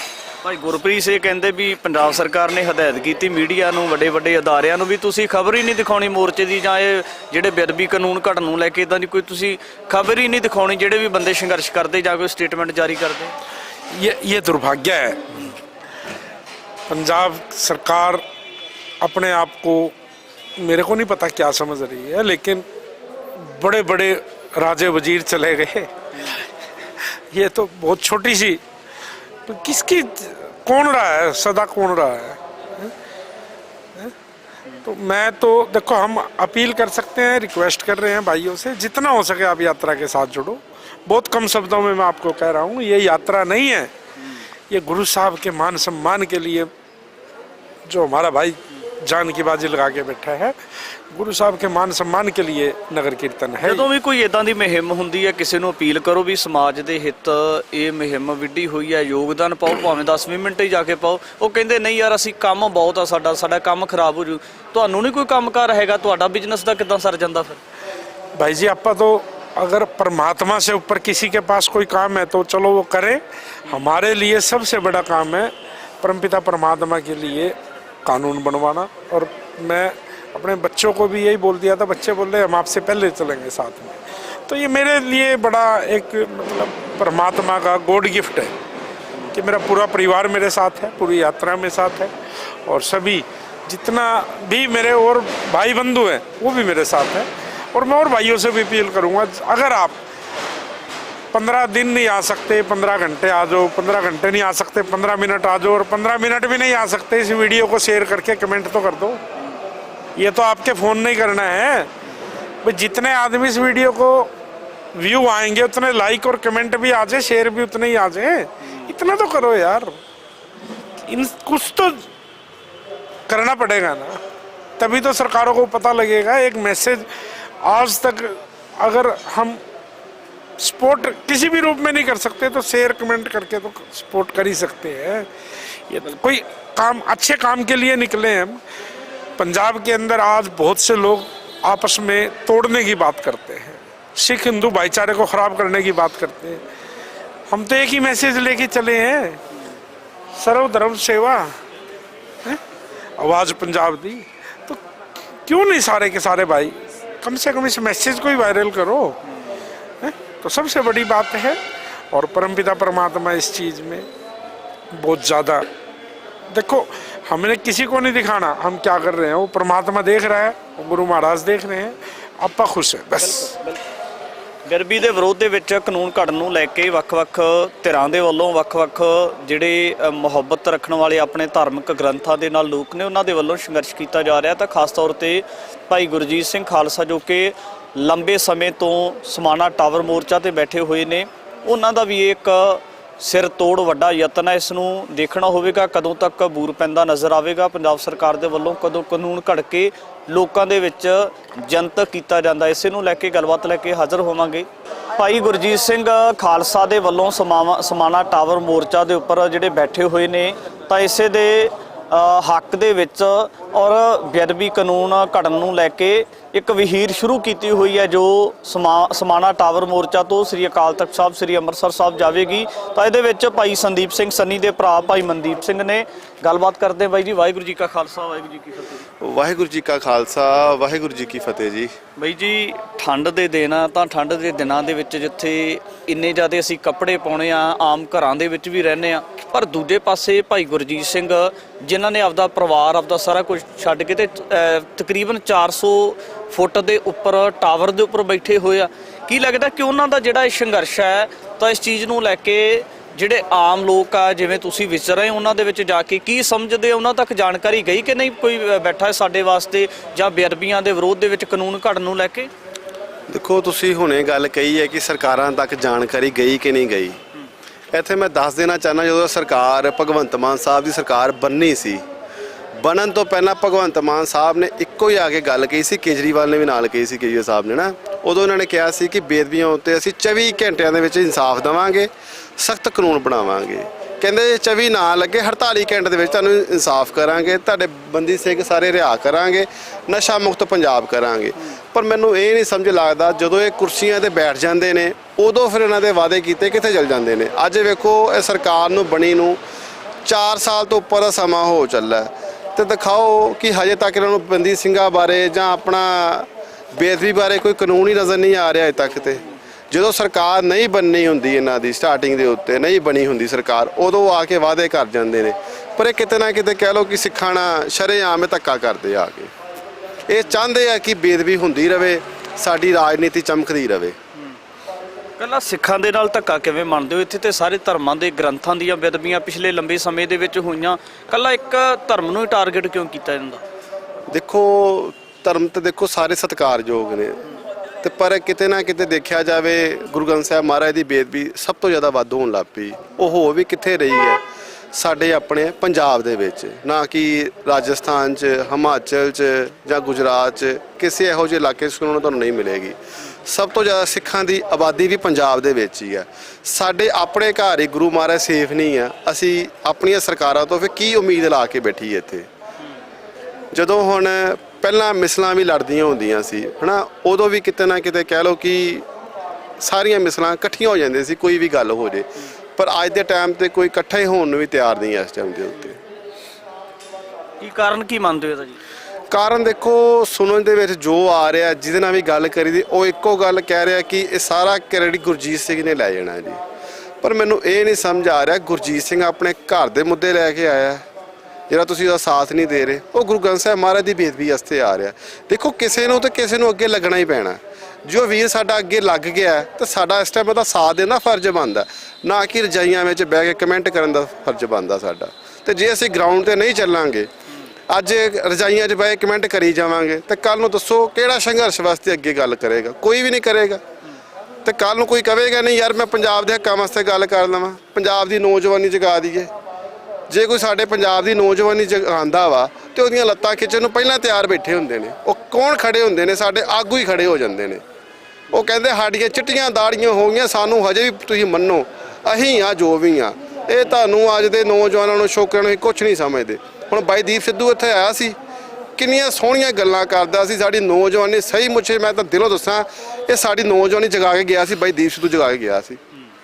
ਅੱਜ ਤੱਕ ਉਹਦੀ ਚਿਨਕ ਨੌਜਵਾਨਾਂ ਦੇ ਵਿੱਚ ਹੈ। ਮੈਨੂੰ ਦੱਸੋ ਸਾਡੇ ਆਗੂਆਂ ਨੇ ਕਦੀ ਇੰਨੀ ਜਾਗਰੂਕਤਾ ਦੀ ਗੱਲ ਕੀਤੀ? ਕਿਸੇ ਆਗੂਆਂ ਨੇ? ਬਸ ਮੈਂ ਤਕਰੀਬਨ ਹਰ ਸਟੇਜ ਤੇ ਜਾਂਦਾ ਵਾਂ, ਹਰ ਸਟੇਜ ਤੇ ਮੈਨੂੰ ਉਹ ਚਿਹਰੇ ਨਜ਼ਰ ਆਉਂਦੇ ਨੇ, ਪਰ ਕਿਤੇ ਨਾ ਕਿਤੇ ਕਹਿ ਲਓ ਕਿ ਇਹ ਨੌਜਵਾਨੀ ਨੂੰ ਹਜੇ ਤੱਕ ਜਗਾ ਕਿਉਂ ਨਹੀਂ ਪਾ ਰਹੇ। ਤੁਸੀਂ ਇੰਨੇ ਸਮੇਂ ਤੋਂ ਲੱਗੇ ਜੇ, ਨੌਜਵਾਨ ਜਗਾਓ ਸੀ, ਆਪਣੇ ਪਿੱਛੇ ਲਾਓ ਤਾਂ ਸਹੀ। ਤੁਹਾਡੇ ਪਿੱਛੇ ਲੱਗਣ ਨੂੰ ਨੌਜਵਾਨੀ ਤਿਆਰ ਹੈ, ਪਹਿਲਾਂ ਵੇਖੋ ਤੁਸੀਂ। ਅਸਲ ਦੇ ਵਿੱਚ ਸਾਡੀ ਇਸ ਟਾਈਮ ਕੌਮ ਕਿਉਂ ਤਰਾਸਦੀ ਹੈ, ਜਰਨੈਲ ਹੀ ਕੋਈ ਨਹੀਂ ਹੈਗਾ। ਜਿੰਨਾ ਚਿਰ ਸਾਡੀ ਕੌਮ ਕੋ ਜਰਨੈਲ ਨਹੀਂ ਨਾ ਹੋਏਗਾ, ਸਾਨੂੰ ਇਹ ਸਰਕਾਰਾਂ ਮਾਰਦੀਆਂ ਕੁੱਟਦੀਆਂ ਰਹਿਣਗੀਆਂ ਤੇ ਛਿੱਤਰ ਹੀ ਖਾਵਾਂਗੇ ਅਸੀਂ ਇਹਨਾਂ ਦੇ ਕੋਲੋਂ। ਜੇ ਸਾਡੀ ਕੌਮ ਕੋ ਜਰਨੈਲ ਹੋਏਗਾ ਤਾਂ ਸਾਨੂੰ ਕੋਈ ਸਰਕਾਰ ਦੀ ਜ਼ਰੂਰਤ ਹੀ ਨਹੀਂ ਹੈ ਕਿ ਸਾਨੂੰ ਕੋਈ ਅੱਖ ਚੁੱਕ ਕੇ ਵੇਖ ਸਕੇ। ਕੀ ਲੱਗਦਾ ਬਾਈ ਜੀ, ਜਿਹੜਾ ਤੁਸੀਂ ਲੀਡਰਾਂ ਤੇ ਨਿਰਾਸ਼ਤਾ ਪ੍ਰਗਟਾਈ ਕਿ ਜਿਹੜੇ ਲੀਡਰ ਹੈ ਉਹਨਾਂ ਦੇ ਵੱਲੋਂ ਸਹਿਯੋਗ ਨਹੀਂ ਦਿੱਤਾ ਜਾਂਦਾ, ਭਾਈ ਗੁਰਜੀਤ ਸਿੰਘ ਦੇ ਕਿਤੇ ਨਾ ਕਿਤੇ ਇਹ ਚੀਜ਼ ਹੁੰਦੀ ਹੈ ਕਿ ਉਹ ਨਾ ਕ੍ਰੈਡਿਟ ਲੈ ਜਾਣ, ਸਾਥ ਨਹੀਂ ਦਿੱਤਾ ਜਾ ਰਿਹਾ, ਤਾਂ ਜਿਹੜਾ ਆਮ ਲੋਕਾਂ ਤੱਕ ਆਵਾਜ਼ ਜਾਣੀ ਚਾਹੀਦੀ ਸੀ ਉਹ ਕਿਉਂ ਨਹੀਂ ਪਹੁੰਚ ਸਕੀ? ਦੇਖੋ, ਜਿਹੜੀ ਗੱਲ ਕੀਤੀ ਤੁਸੀਂ ਕ੍ਰੈਡਿਟ ਗੁਰਜੀਤ ਸਿੰਘ ਕਿਉਂ ਲੈ ਜੇ, ਹੈ ਨਾ ਬਈ। ਦੇਖੋ, ਉਹ ਗੁਰਜੀਤ ਸਿੰਘ ਸਾਲ ਤੋਂ ਉੱਪਰ ਹੋ ਚਲਾ, ਸਮੇਂ ਤੋਂ ਉੱਪਰ ਬੈਠਾ 400 ਫੁੱਟ ਟਾਵਰ ਦੇ ਉੱਪਰ, ਹੈ ਨਾ। ਉਹਨੇ ਮੀਂਹ ਵੀ ਉੱਥੇ ਵੇਖੀ, ਹਨੇਰੀ ਵੀ ਵੇਖੀ, ਠੰਡ ਵੀ ਵੇਖੀ, ਸਾਰਾ ਕੁਝ ਆਪਣੇ ਸਰੀਰ ਤੇ ਸਹਿਆ। ਕਦੀ ਉਹਦੇ ਸਰੀਰ ਨੂੰ ਕੋਈ ਬਿਮਾਰੀ ਨਹੀਂ ਸੀ, ਕੋਈ ਮਤਲਬ ਇਸ ਤਰ੍ਹਾਂ ਦਾ ਰੋਗ ਸੁਣਿਆ ਨਹੀਂ। ਤੇ ਪਰਿਵਾਰ ਦੇ ਆਪਾਂ ਮਤਲਬ ਮਾਤਾ ਜੀ ਨਾਲ ਤਾਂ ਆਪਾਂ ਗੱਲ ਕਰਦੇ, ਹੁਣ ਉਹ ਵੀਰ ਨੂੰ ਸ਼ੂਗਰ ਵੀ ਹੈ, BP ਵੀ ਹੈ, ਕਿੰਨੀਆਂ ਬਿਮਾਰੀਆਂ ਵੇਖੋ ਵੀਰ ਨੂੰ ਲੱਗ ਚੁੱਕੀਆਂ, ਹੈ ਨਾ। ਤੇ ਇਹ ਹੁਣ ਸਾਡੀ ਕਹਿ ਲਓ ਕਿ ਜਿਹੜੇ ਸਿੱਖ ਆਗੂ ਖਾਸ ਕਰਕੇ ਮੈਂ ਇਹਨਾਂ ਨੂੰ ਕਹਿਣਾ ਚਾਹੁੰਦਾ, ਇਹ ਉਹਦੀ ਮੌਤ ਦਾ ਵੇਟ ਕਰਦੇ ਪਏ ਨੇ, ਕਦੋਂ ਇਹ ਮਰੇ ਤੇ ਇਹਦੀ ਜਾ ਕੇ ਦੇਹ ਦੇ ਉੱਤੇ ਕਹੀਏ ਕਾ ਕੇ ਫਿਰ ਜਿੱਦਾਂ ਦੀਪ ਸਿੱਧੂ ਨੇ ਭੋਗਾਂ ਦੇ ਇਕੱਠ ਕਰਕੇ ਵਿਖਾਤਾ ਸੀ ਲੱਖਾਂ ਦਾ, ਇੱਥੇ ਵੀ ਲੱਖਾਂ ਦਾ ਬਾਅਦ ਚੋਂ ਇਕੱਠ ਕਰਕੇ ਵਿਖਾ ਦੇਣਗੇ। ਗੁਰਜੀਤ ਤੇਰੀ ਸੋਚ ਤੇ ਪਹਿਰਾ ਦਿਆਂਗੇ ਠੋਕ ਕੇ, ਕੱਲ ਨੂੰ ਇਹ ਨਾਰੇ ਲੱਗਣੇ ਤੇ ਜਦੋਂ ਗੁਰੂ ਮਤਲਬ ਵੀਰ ਆਪਣਾ ਚਲਾ ਗਿਆ। ਪਰ ਜੇ ਆਪਾਂ ਜਿਉਂਦੇ ਜੀ ਵੀਰ ਦਾ ਸਾਥ ਦੇ ਦਈਏ ਤਾਂ ਕੀ ਹਰਜ ਕੀ ਹੈ? ਸਾਡੀ ਕੌਮ 'ਚ ਸਭ ਤੋਂ ਵੱਡੀ ਤਰਾਸਦੀ ਇਹੋ ਜਿਉਂਦੇ ਜੀ ਕਿਹਦਾ ਸਾਥ ਨਹੀਂ ਦਿੰਦੇ। ਮੈਂ ਬੜੀ ਵਾਰੀ ਇਹ ਚੀਜ਼ ਵੇਖ ਚੁੱਕਾ ਜੀ। ਜੇ ਸਿੱਧੂ ਮੂਸੇਵਾਲਾ ਸੀ, ਉਹਦਾ ਵੀ ਕਿਸੇ ਨੇ ਜਿਉਂਦੇ ਜੀ ਸਾਥ ਨਹੀਂ ਦਿੱਤਾ, ਮਰੇ ਤੋਂ ਬਾਅਦ ਉਹਦਾ ਵੀ ਸਾਥ ਦੇ ਦਿੰਦੇ ਜੀ। ਜੇ ਆਪਣਾ ਕਬੱਡੀ ਖਿਡਾਰੀ ਸੰਦੀਪ ਨੰਗਲ ਅੰਬੀਆ, ਉਹਦਾ ਵੀ ਸਾਥ ਨਹੀਂ ਦਿੱਤਾ। ਕਿਤੇ ਨਾ ਕਿਤੇ ਹੁਣ ਜੇ ਆਪਣੇ ਕਹਿ ਲਓ ਕੌਮ ਦੇ ਆਪਾਂ ਹੀਰੇ ਆਪਣੇ ਸਾਰੇ ਗਵਾਈ ਜਾਵਾਂਗੇ ਤੇ ਕੱਲ ਨੂੰ ਕੋਈ ਅੱਗੇ ਲੱਗੂਗਾ? ਕਿਸੇ ਨੇ ਨਹੀਂ ਅੱਗੇ ਲੱਗਣਾ। ਜੇ ਆਪਾਂ ਇਹਨਾਂ ਦਾ ਸਾਥ ਜਿਉਂਦੇ ਦੇ ਦਾਂਗੇ ਤਾਂ ਜ਼ਿਆਦਾ ਵਧੀਆ। ਤੁਸੀਂ ਗੱਲ ਕਰਦੇ ਹੋ ਜਿਹੜੇ ਸਿਆਸਤਦਾਨਾਂ ਦੇ ਨਾਲ ਜਿਹੜੇ ਸਾਡੇ ਲੀਡਰ ਹੈ, ਜਿਹੜੇ ਕੌਮ ਦੇ ਆਗੂ ਆ, ਤਾਂ ਉਹਨਾਂ ਦੇ ਕੀ ਜਾਪਦਾ ਕਿ ਕਿਸੇ ਤਰ੍ਹਾਂ ਦੀ ਕੋਈ ਹੋਰ ਵੀ ਮਜਬੂਰੀ ਇਹ ਤੋਂ ਬਿਨਾਂ ਨਜ਼ਰ ਆਉਂਦੀ ਵੀ ਜਿਹੜਾ ਉਹ ਖੁੱਲ੍ਹੇਆਮ ਤਰੀਕੇ ਦੇ ਨਾਲ ਸਾਥ ਦੇਣ ਵਾਸਤੇ ਤਿਆਰ ਨਹੀਂ, ਜਾਂ ਕਿਤੇ ਇਹ ਤੇ ਨਹੀਂ ਕਿਤੇ ਸਰਕਾਰ ਦੇ ਨਾਲ ਕੋਈ ਜ਼ਿਆਦਾ ਨੇੜਤਾ ਹੋਵੇ ਜਾਂ ਸਾਂਝਗਾੜ ਹੋਵੇ, ਉਹਨਾਂ ਨੂੰ ਇਹ ਹੋਵੇ ਕਿ ਸਾਡਾ ਕੋਈ ਇੱਦਾਂ ਦਾ ਲੀਡਰ ਨਾ ਰੁੱਸ ਜੇ ਜਾਂ ਸਰਕਾਰ ਨਾਲ ਨਿਰਾਸ਼ ਹੋ ਜੇ? ਇਹ ਤਾਂ ਸ਼ਰੇਆਮ ਹੀ ਨਜ਼ਰ ਆ ਰਿਹਾ, ਕਿਹਨੂੰ ਨਹੀਂ ਪਤਾ ਲੱਗ ਰਿਹਾ। ਇਹ ਸਾਰੀ ਸਾਂਝਗਾੜ ਸਰਕਾਰਾਂ ਦੇ ਨਾਲ ਚੱਲਦੀ ਪਈ ਹੈ ਤੇ ਤਾਦੀ ਨਾਲ ਨਹੀਂ ਚੱਲਦੇ ਪਏ ਖੁੱਲ੍ਹ ਕੇ। ਸਰਕਾਰਾਂ ਨੇ ਚੂੜੀ ਟੈਟ ਕੀਤੀ ਇਹਨਾਂ ਦੀ ਕਿ ਤੁਸੀਂ ਜਾਇਓ ਨਾ, ਕਿਉਂਕਿ ਉਹਨਾਂ ਨੇ ਕੰਮ ਲੈਣੇ ਉਹਨਾਂ ਕੋ, ਤਾਂ ਨਹੀਂ ਜਾਂਦੇ ਪਏ। ਹੁਣ ਇੱਕ ਤੁਸੀਂ ਇਕੱਠ ਵੇਖਿਆ ਸਮਾਣੇ ਸ਼ਹਿਰ ਦੇ ਵਿੱਚ ਜਦੋਂ ਵਹੀਰ ਚੱਲਣੀ ਸੀ, ਇੱਕ ਉਹ ਇਕੱਠ ਇੱਕ ਅੱਜ ਦਾ ਇਕੱਠ ਵੇਖ ਲਓ, ਜ਼ਮੀਨ ਅਸਮਾਨ ਦਾ ਫਰਕ ਹੈ। ਤੇ ਇੱਕ ਤੁਹਾਨੂੰ ਮੈਂ ਹੋਰ ਦੱਸ ਦੇਵਾਂ, ਇੱਕ ਤੁਸੀਂ ਇਕੱਠ ਹੋਰ ਵੇਖੋਗੇ ਜਦੋਂ 15 ਤਰੀਕ ਨੂੰ ਵਹੀਰ ਉੱਥੇ ਪਹੁੰਚਣੀ ਹੈ, 16 ਤਰੀਕ ਨੂੰ ਅਰਦਾਸ ਬੇਨਤੀ ਤੁਹਾਨੂੰ ਉੱਥੇ ਵੀ ਇਕੱਠ ਨਜ਼ਰ ਆਏਗਾ, ਉੱਥੇ ਵੀ ਤੁਹਾਨੂੰ ਸਾਰੇ ਚਿਹਰੇ ਨਜ਼ਰ ਆਉਣਗੇ। ਕਿਉਂ ਕਿ ਸਮਾਪਤੀ ਟਾਈਮ ਹੈ। ਇਹ ਕਿਤੇ ਨਾ ਕਿਤੇ ਸਾਡੀ ਕੌਮ ਦੀ ਤਰਾਸਦੀ ਆ। ਆਪਾਂ ਕੋਈ ਵੀਰ ਜੇ ਮਤਲਬ ਚੜ੍ਹ ਜਾਂਦਾ ਟਾਵਰ ਦੇ ਉੱਪਰ ਜਾਂ ਕਿਤੇ ਵੀ ਮਤਲਬ ਕਹਿ ਲਓ ਕਿ ਆਪਣੇ ਪੰਜਾਬ ਦੀ ਹੱਕਾਂ ਦੀ ਗੱਲ ਕਰਦਾ ਵਾ, ਪਰ ਸਾਡੀ ਕਹਿ ਲਓ ਕਿ ਆਗੂ ਜਿਹੜੇ ਆ ਉਹ ਸਾਥ ਨਹੀਂ ਦਿੰਦੇ, ਪਤਾ ਨਹੀਂ ਕਿਉਂ ਇਸ ਤਰ੍ਹਾਂ ਦੇ ਕੰਮ ਕਰਦੇ ਪਏ। ਗੁਰਜੀਤ ਸਿੰਘ ਨੇ ਸਾਰੇ ਧਰਮਾਂ ਦੇ ਜਿਹੜੇ ਧਾਰਮਿਕ ਗ੍ਰੰਥ ਉਹਨਾਂ ਦੀ ਬੇਅਦਬੀ ਦੇ ਵਿਰੋਧ ਦੇ ਵਿੱਚ ਕਾਨੂੰਨ ਘੜਨ ਨੂੰ ਲੈ ਕੇ ਗੱਲ ਕੀਤੀ ਆ। ਕੀ ਲੱਗਦਾ ਇੱਥੇ ਸਿੱਖ ਵੀ ਆ ਗਏ, ਰਾਮ ਸਿੰਘ ਰਾਣਾ ਵਰਗੇ ਜਿਹੜੇ ਹਿੰਦੂ ਭਾਈਚਾਰੇ ਦੇ ਨਾਲ ਸੰਬੰਧ ਰੱਖਣ ਵਾਲੇ ਲੋਕ ਉਹ ਵੀ ਆ ਗਏ, ਜਿਹੜੇ ਹੋਰ ਧਰਮਾਂ ਦੇ ਲੋਕ ਆ ਉਹਨਾਂ ਦੇ ਵੱਲੋਂ ਸਹਿਯੋਗ ਕਿਉਂ ਨਹੀਂ ਆ? ਦੇਖੋ, ਸਾਰੇ ਧਰਮ ਸਤਿਕਾਰਯੋਗ ਹੈ, ਚਾਹੇ ਮੁਸਲਮਾਨ ਧਰਮ ਹੈ, ਚਾਹੇ ਸਿੱਖ ਧਰਮ ਹੈ, ਚਾਹੇ ਹਿੰਦੂ ਧਰਮ, ਹੈ ਨਾ। ਸਾਰੇ ਧਰਮ ਸਤਿਕਾਰਯੋਗ। ਮੈਂ ਤੁਹਾਡੇ ਮਾਧਿਅਮ ਨਾਲ ਸਾਰਿਆਂ ਨੂੰ ਬੇਨਤੀ ਕਰਨਾ ਚਾਹੁੰਦਾ ਵਾਂ ਕਿ ਸਾਰੇ ਜ਼ਰੂਰ ਆਓ, ਹਾਜ਼ਰੀ ਭਰੋ, ਆਪਣੇ ਕੀਮਤੀ ਸਮੇਂ ਵਿੱਚੋਂ ਸਮਾਂ ਜ਼ਰੂਰ ਕੱਢੋ। 1 ਤਰੀਕ ਤੋਂ ਲੈ ਕੇ ਵਹੀਰ ਚਾਲੂ ਹੋਈ ਹੈ, ਗੁਰੂਆਂ ਦੀ ਵਹੀਰ, ਹੈ ਨਾ। ਗੁਰੂ ਸਾਹਿਬ ਦੀ ਅਗਵਾਈ 'ਚ ਸਾਰਾ ਕੁਝ ਚੱਲਦਾ ਪਿਆ। ਪਰ ਸਮਾਣੇ ਟਾਵਰ ਤੋਂ ਹੁੰਦੇ ਹੋਏ ਪਟਿਆਲੇ, ਫਤਿਹਗੜ੍ਹ ਸਾਹਿਬ, ਅੱਜ ਮੰਡੀ ਗੋਬਿੰਦਗੜ੍ਹ, ਫਿਰ ਉਸ ਤੋਂ ਬਾਅਦ ਲੁਧਿਆਣੇ, ਜਲੰਧਰ, ਬਿਆਸ, ਲਾਸਟ 'ਤੇ ਆਪਣਾ ਜਿਹੜਾ ਪੜਾਅ ਸਮਾਪਤੀ ਹੋਣੀ ਆ ਉਹ ਹਰਿਮੰਦਰ ਸਾਹਿਬ ਜਾ ਕੇ ਹੋਣੀ 15 ਤਰੀਕ ਨੂੰ। ਪਰ ਮੈਂ ਤਾਂ ਤੁਹਾਡੇ ਮਾਧਿਅਮ ਨਾਲ ਜਿੰਨੀਆਂ ਵੀ ਸੰਗਤਾਂ ਸੁਣਨੀਆਂ, ਚਾਹੇ ਹਿੰਦੂ ਹੈ, ਚਾਹੇ ਸਿੱਖ ਹੈ, ਚਾਹੇ ਈਸਾਈ ਹੈ, ਕੋਈ ਵੀ ਹੈ, ਕਿ ਚਾਹੇ ਕਿਸਾਨ ਜਥੇਬੰਦੀਆਂ ਨਾ, ਸਾਰਿਆਂ ਨੂੰ ਬੇਨਤੀ ਕਰਦਾ ਜ਼ਰੂਰ ਆਓ, ਹਾਜ਼ਰੀ ਭਰੋ। ਜੇ ਤੁਸੀਂ ਮਤਲਬ ਹੁਣ ਦੇਖੋ ਅੱਜ 6ਵਾਂ ਦਿਨ ਹੈ ਨਾ, ਪਿੱਛੇ ਰਹਿ ਕਿੰਨੇ ਗਏ, ਮਤਲਬ 9 ਦਿਨ ਰਹਿ ਗਏ ਪਿੱਛੇ, ਹੈ ਨਾ। 9 ਦਿਨ ਦੇ ਵਿੱਚ ਵੀ ਤੁਸੀਂ, ਜੇ ਮੈਂ ਨਹੀਂ ਕਹਿੰਦਾ ਤੁਸੀਂ 9 ਦਿਨ ਹੀ ਹਾਜ਼ਰੀ ਭਰੋ, ਤੁਸੀਂ ਚਾਹੇ 1 ਘੰਟਾ ਆਓ, ਚਾਹੇ 10 ਮਿੰਟ ਆਓ, ਚਾਹੇ 15 ਮਿੰਟ ਆਓ, ਪਰ ਹਾਜ਼ਰੀ ਜ਼ਰੂਰ ਭਰੋ। ਇਹ ਤੁਸੀਂ ਸਾਡੇ ਵਾਸਤੇ ਨਹੀਂ ਹੋਣਾ, ਨਾ ਗੁਰਜੀਤ ਸਿੰਘ ਕਰਕੇ ਆਣਾ, ਨਾ ਮੈਂ ਅੱਜ ਗੁਰਜੀਤ ਸਿੰਘ ਕਰਕੇ ਚੱਲਦਾ ਮੈਂ ਚੱਲਦਾ ਮੈਂ ਗੁਰੂ ਮਹਾਰਾਜ ਦੀ ਜਿਹੜੀ ਬੇਦਬੀ ਹੋ ਰਹੀ ਉਹਦੇ ਕਰਕੇ ਹੀ ਚੱਲਦੇ ਵੇ ਸਾਰੇ ਜਾਣੇ। ਤੇ ਜੇ ਆਪਾਂ ਮਨ 'ਚ ਸੋਚ ਕੇ ਰੱਖੀਏ ਕਿ ਨਹੀਂ ਜੀ ਸਾਰਾ ਕ੍ਰੈਡਿਟ ਗੁਰਜੀਤ ਸਿੰਘ ਨੇ ਲੈ ਜਾਣਾ, ਉਹ ਬਾਈ ਜੇ ਲੈ ਵੀ ਜਾਵੇ ਤੇ ਕੀ ਹੋਣ ਲੱਗਾ, ਤਪੱਸਿਆ ਵੀ ਤੇ ਉਹੀ ਕਰਨ ਦਿਆ ਵਾ। ਉਹ ਪਹਿਲੀ ਗੱਲ ਤੇ ਉੱਪਰੋਂ ਚੀਕ ਕੇ ਕਹਿੰਦਾ ਵਾ ਮੈਨੂੰ ਕੋਈ ਕ੍ਰੈਡਿਟ ਨਹੀਂ ਚਾਹੀਦਾ, ਗੁਰੂ ਸਾਹਿਬ ਦੀ ਬੇਦਬੀ ਨਹੀਂ ਹੋਣੀ ਚਾਹੀਦੀ। ਉਹ ਵੀਰ ਝੁਕਿਆ ਨਹੀਂ ਕਿਸੇ ਅੱਗੇ ਹਜੇ ਤੱਕ, ਉਹਨੂੰ ਕਿੰਨੀਆਂ ਆਫਰਾਂ ਆ ਚੁੱਕੀਆਂ, ਹਜੇ ਵੀ ਆਪਾਂ ਯਾਰ ਕੀ ਲੱਭਦੇ ਪਏ ਆ। ਬੰਦੇ ਨੂੰ ਆਵੇ ਪਰਖਣਾ ਹੋਵੇ ਨਾ 1 ਮਹੀਨੇ 'ਚ ਪਰਖਿਆ ਜਾਂਦਾ, ਜਿਹੜਾ ਨੀ ਉੱਚੀ ਬੈਠਾ ਹੋਵੇ। ਤੇ ਅੱਜ ਤੇ ਫਿਰ ਵੀ ਉਹਨੂੰ 14 ਮਹੀਨੇ ਤੋਂ ਉੱਪਰ ਸਮਾਂ ਹੋ ਚੱਲਾ, ਹਜੇ ਤਾਂ ਤੇਰੀ ਪਰਖ ਹੀ ਨਹੀਂ ਗਈ। ਹਜੇ ਵੀ ਇੱਕੋ ਮਨ ਦੇ ਵਿੱਚ ਲੋਕਾਂ ਦੇ ਹੈਗਾ ਯਾਰ ਇਹ ਵਿਕੂਗਾ ਝੁਕੂਗਾ, ਯਾਰ ਕਦੋਂ ਵਿਕੂਗਾ? ਇਹ ਮਰਨ ਦੀ ਵੇਟ ਕਰਦੇ ਤੁਸੀਂ ਉਹਦੇ ਵੀਰ ਦੀ ਕਿ ਮਰੇਗਾ ਫਿਰ ਆਪਾਂ ਇਕੱਠ ਕਰਨਾ। ਉਹ ਤਾਂ ਸਾਫ਼ ਕਹਿ ਚੁੱਕਾ ਮੇਰੇ ਬਾਅਦ ਚੋਂ ਮਰੇ ਦੇ ਉੱਤੇ ਵੀ ਕੋਈ ਨਾ ਆਵੇ ਬਾਅਦ ਚੋਂ। ਕਿੰਨਾ ਕੁ ਵੇਖੋ ਮਤਲਬ ਚੀਕ ਕੇ ਪਰ ਰੋਂਦਾ ਪਿਆ ਬਹਿ ਕੇ ਇਸ ਟਾਈਮ ਵੀਰ ਸਾਡਾ। ਅਸੀਂ ਵੀ ਚਾਹੁੰਦੇ ਯਾਰ ਕੋਈ ਨੌਜਵਾਨ ਵੀਰ ਸਾਡਾ ਇਸ ਤਰ੍ਹਾਂ ਕਿਉਂ ਜਾਵੇ। ਜੇ ਗੁਰੂ ਮਹਾਰਾਜ ਦੀ ਬੇਦਬੀ ਵਾਸਤੇ ਚੱਲਿਆ ਹੀ ਆ ਤੇ ਆਪਾਂ ਸਾਥ ਦੇ ਦਾਂਗੇ, ਸਾਡਾ ਕੀ ਵਿਗੜ ਜਾਊਗਾ। ਸਰਕਾਰ ਨੇ ਬੇਅਦਬੀਆਂ ਦੇ ਮਸਲੇ ਤੇ ਵਿਧਾਨ ਸਭਾ 'ਚ ਸੈਸ਼ਨ ਸੱਦ ਲਿਆ, ਵੱਡੀ ਇੱਕ ਚਰਚਾ ਹੋਈ। ਉਸ ਤੋਂ ਬਾਅਦ ਮੀਡੀਆ ਦੀਆਂ ਵੱਡੀਆਂ ਸੁਰਖੀਆਂ ਬਟੋਰੀਆਂ ਗਈਆਂ ਕਿ ਜਲਦੀ ਕਾਨੂੰਨ ਘੜਿਆ ਜਾ ਰਿਹਾ। ਕੀ ਲੱਗਦਾ ਕਿ ਅਜੇ ਕਿੰਨੀ ਕੁ ਹੋਰ ਦੇਰ ਜਾਪਦੀ ਹੈ, ਕਿੰਨੀ ਕੁ ਵੇਟ ਕਰਨੀ ਪੈ ਸਕਦੀ ਹੈ? ਦੇਖੋ ਇਹ ਸਰਕਾਰਾਂ ਤੇ ਭਰੋਸਾ ਕੀਤਾ ਜਾ ਸਕਦਾ ਹੈ। ਇਹੋ ਸਰਕਾਰ ਨੇ ਤੇ ਪਹਿਲਾਂ ਕਿਹਾ ਅਸੀਂ 24 ਘੰਟੇ ਤੁਹਾਨੂੰ ਇਨਸਾਫ ਦੇਵਾਂਗੇ, ਤੇ ਅੱਜ ਉਹੋ ਹੀ ਸਰਕਾਰ ਜਿਹੜੀ 4 ਸਾਲਾਂ ਬਾਅਦ ਫੇਰ ਬਿਆਨ ਜਾਰੀ ਕਰਦੀ ਪਈ ਹੈ। ਉਹਨੂੰ 14 ਮਹੀਨੇ ਤੋਂ ਸਮਾਂ ਉੱਪਰ ਹੋ ਚੱਲਾ ਵਾ। ਜੇ ਤੁਹਾਡੇ ਮਨ 'ਚ ਥੋੜੀ ਜਿਹੀ ਦਇਆ ਵੀ ਹੁੰਦੀ ਨਾ ਤਾਂ ਤੁਸੀਂ ਉਹਨੂੰ ਮਹੀਨੇ ਥੱਲੇ ਲਾ ਦੇਣਾ ਸੀ ਕਿ ਨਹੀਂ ਭਰਾ ਥੱਲੇ ਆ ਜਾ। ਕਾਨੂੰਨ ਸਰਕਾਰ ਦਾ ਨੁਕਸਾਨ ਆ ਜੀ ਇਹਦੇ ਵਿੱਚ ਜੇ ਕੋਈ ਕਾਨੂੰਨ ਆਉਂਦਾ ਵੀ ਆ ਬਣ ਕੇ। ਇਹ ਤੇ ਸ਼ਰੇਆਮ ਨਜ਼ਰ ਆਉਂਦਾ ਪਿਆ, ਕਿਹਨੂੰ ਨਹੀਂ ਪਤਾ। ਉਹਨਾਂ ਨੇ ਰਾਜਨੀਤੀ ਕਰਨੀ ਹੈ। ਗੁਰੂ ਗ੍ਰੰਥ ਸਾਹਿਬ ਮਹਾਰਾਜ ਦੇ ਉੱਤੇ ਤਾਂ ਰਾਜਨੀਤੀ ਕਰਦੇ ਪਏ ਇਸ ਟਾਈਮ। ਕਿਹੜੀ ਪਾਰਟੀ ਨਹੀਂ ਕਰਦੀ ਦੱਸੋ ਮੈਨੂੰ? ਸਾਰੀਆਂ ਪਾਰਟੀਆਂ ਕਿ ਇੱਕੋ ਗੱਲ ਕਹਿੰਦੀ ਹੈ ਕਿ ਗੁਰੂ ਗ੍ਰੰਥ ਸਾਹਿਬ ਦੀ ਬੇਦਬੀ ਰੋਕਾਂਗੇ। ਭਈ ਰੋਕਣੀ ਕਦੋਂ? ਜੇ ਸਰਕਾਰ ਤੁਹਾਡੀ ਬਣ ਜਾਂਦੀ ਫਿਰ ਰੋਕਦੇ ਕਿਉਂ ਨਹੀਂ ਪਏ ਜੇ? ਮਸਲਾ ਤਾਂ ਇਸੇ ਚੀਜ਼ ਦਾ ਉੱਠਦਾ ਪਿਆ। ਜਿਹੜੀਆਂ ਪਾਰਟੀਆਂ ਵਾ ਜਿੰਨੀਆਂ ਵੀ ਪਾਰਟੀਆਂ ਸਾਰੀਆਂ ਨੂੰ ਮੈਂ ਕਹਿਣਾ ਚਾਹੁੰਦਾ ਗੁਰੂ ਗ੍ਰੰਥ ਸਾਹਿਬ ਦੇ ਨਾਂ ਦੇ ਉੱਤੇ ਰਾਜਨੀਤੀ ਬੰਦ ਕਰੋ, ਕਾਨੂੰਨ ਬਣਾਓ, ਕੋਈ ਸਖਤ ਕਾਨੂੰਨ ਲੀਕ ਹੋਦੇ ਵਾਸਤੇ। ਜੇ ਅੱਜ ਵੀਰ ਗੁਰਜੀਤ ਸਿੰਘ ਅੱਗੇ ਲੱਗਾ ਸਾਥ ਦਈਏ ਇਸ ਟਾਈਮ ਉਹਦਾ। ਜੇ ਆਪਾਂ ਸਾਥ ਨਹੀਂ ਦੇਵਾਂਗੇ ਤਾਂ ਕੱਲ੍ਹ ਨੂੰ ਵੀਰ ਦਾ ਭਾਣਾ ਵਰਤ ਜਾਏਗਾ, ਫਿਰ ਜਾ ਕੇ ਮੁਸ਼ਕਲ ਆਏਗੀ, ਉਹਦਾ ਫਾਇਦਾ ਕੀ ਹੈ ਨਾ? ਫਿਰ ਪੰਜਾਬ ਦਾ ਮਾਹੌਲ ਹੋਰ ਖਰਾਬ ਹੋਏਗਾ। ਇਸੇ ਮਸਲੇ ਨੂੰ ਲੈ ਕੇ ਗੱਲਬਾਤ ਕਰਨ ਦਾ ਯਤਨ ਕੀਤਾ ਤਾਂ ਖਾਸ ਤੌਰ ਤੇ ਸੰਵੇਦਨਸ਼ੀਲ ਮਸਲੇ ਦੇ ਉੱਪਰ ਕਿਸ ਤਰੀਕੇ ਦੇ ਨਾਲ ਕੰਮ ਹੋਣਾ ਚਾਹੀਦਾ ਹੈ। ਪੰਜਾਬ ਸਰਕਾਰ ਦੇ ਵੱਲੋਂ ਜਿਹੜਾ ਬੇਅਦਬੀਆਂ ਦੇ ਵਿਰੋਧ ਦੇ ਵਿੱਚ ਕਾਨੂੰਨ ਘੜਨ ਦੀ ਗੱਲ ਚੱਲੀ ਹੈ, ਕਿੰਨਾ ਸਮਾਂ ਹੋਰ ਉਡੀਕ ਹੈ ਤਾਂ ਖਾਸ ਤੌਰ ਤੇ ਭਾਈ ਗੁਰਜੀਤ ਸਿੰਘ ਖਾਲਸਾ ਲੰਬੇ ਕਈ ਮਹੀਨਿਆਂ ਤੋਂ ਮੋਰਚੇ ਤੇ ਡਟੇ ਹੋਏ ਹੈ ਔਰ ਇਸੇ ਦੇ ਸੰਬੰਧ ਵਿੱਚ ਕਿਸ ਤਰੀਕੇ ਦੀ ਰੂਪਰੇਖਾ ਭਵਿੱਖ ਦੇ ਵਿੱਚ ਹੋ ਸਕਦੀ ਹੈ, ਇਹ ਵੀ ਤਮਾਮ ਸਾਰੀ ਗੱਲਬਾਤ ਲੈ ਕੇ ਹਾਜ਼ਰ ਹੋਵਾਂਗੇ।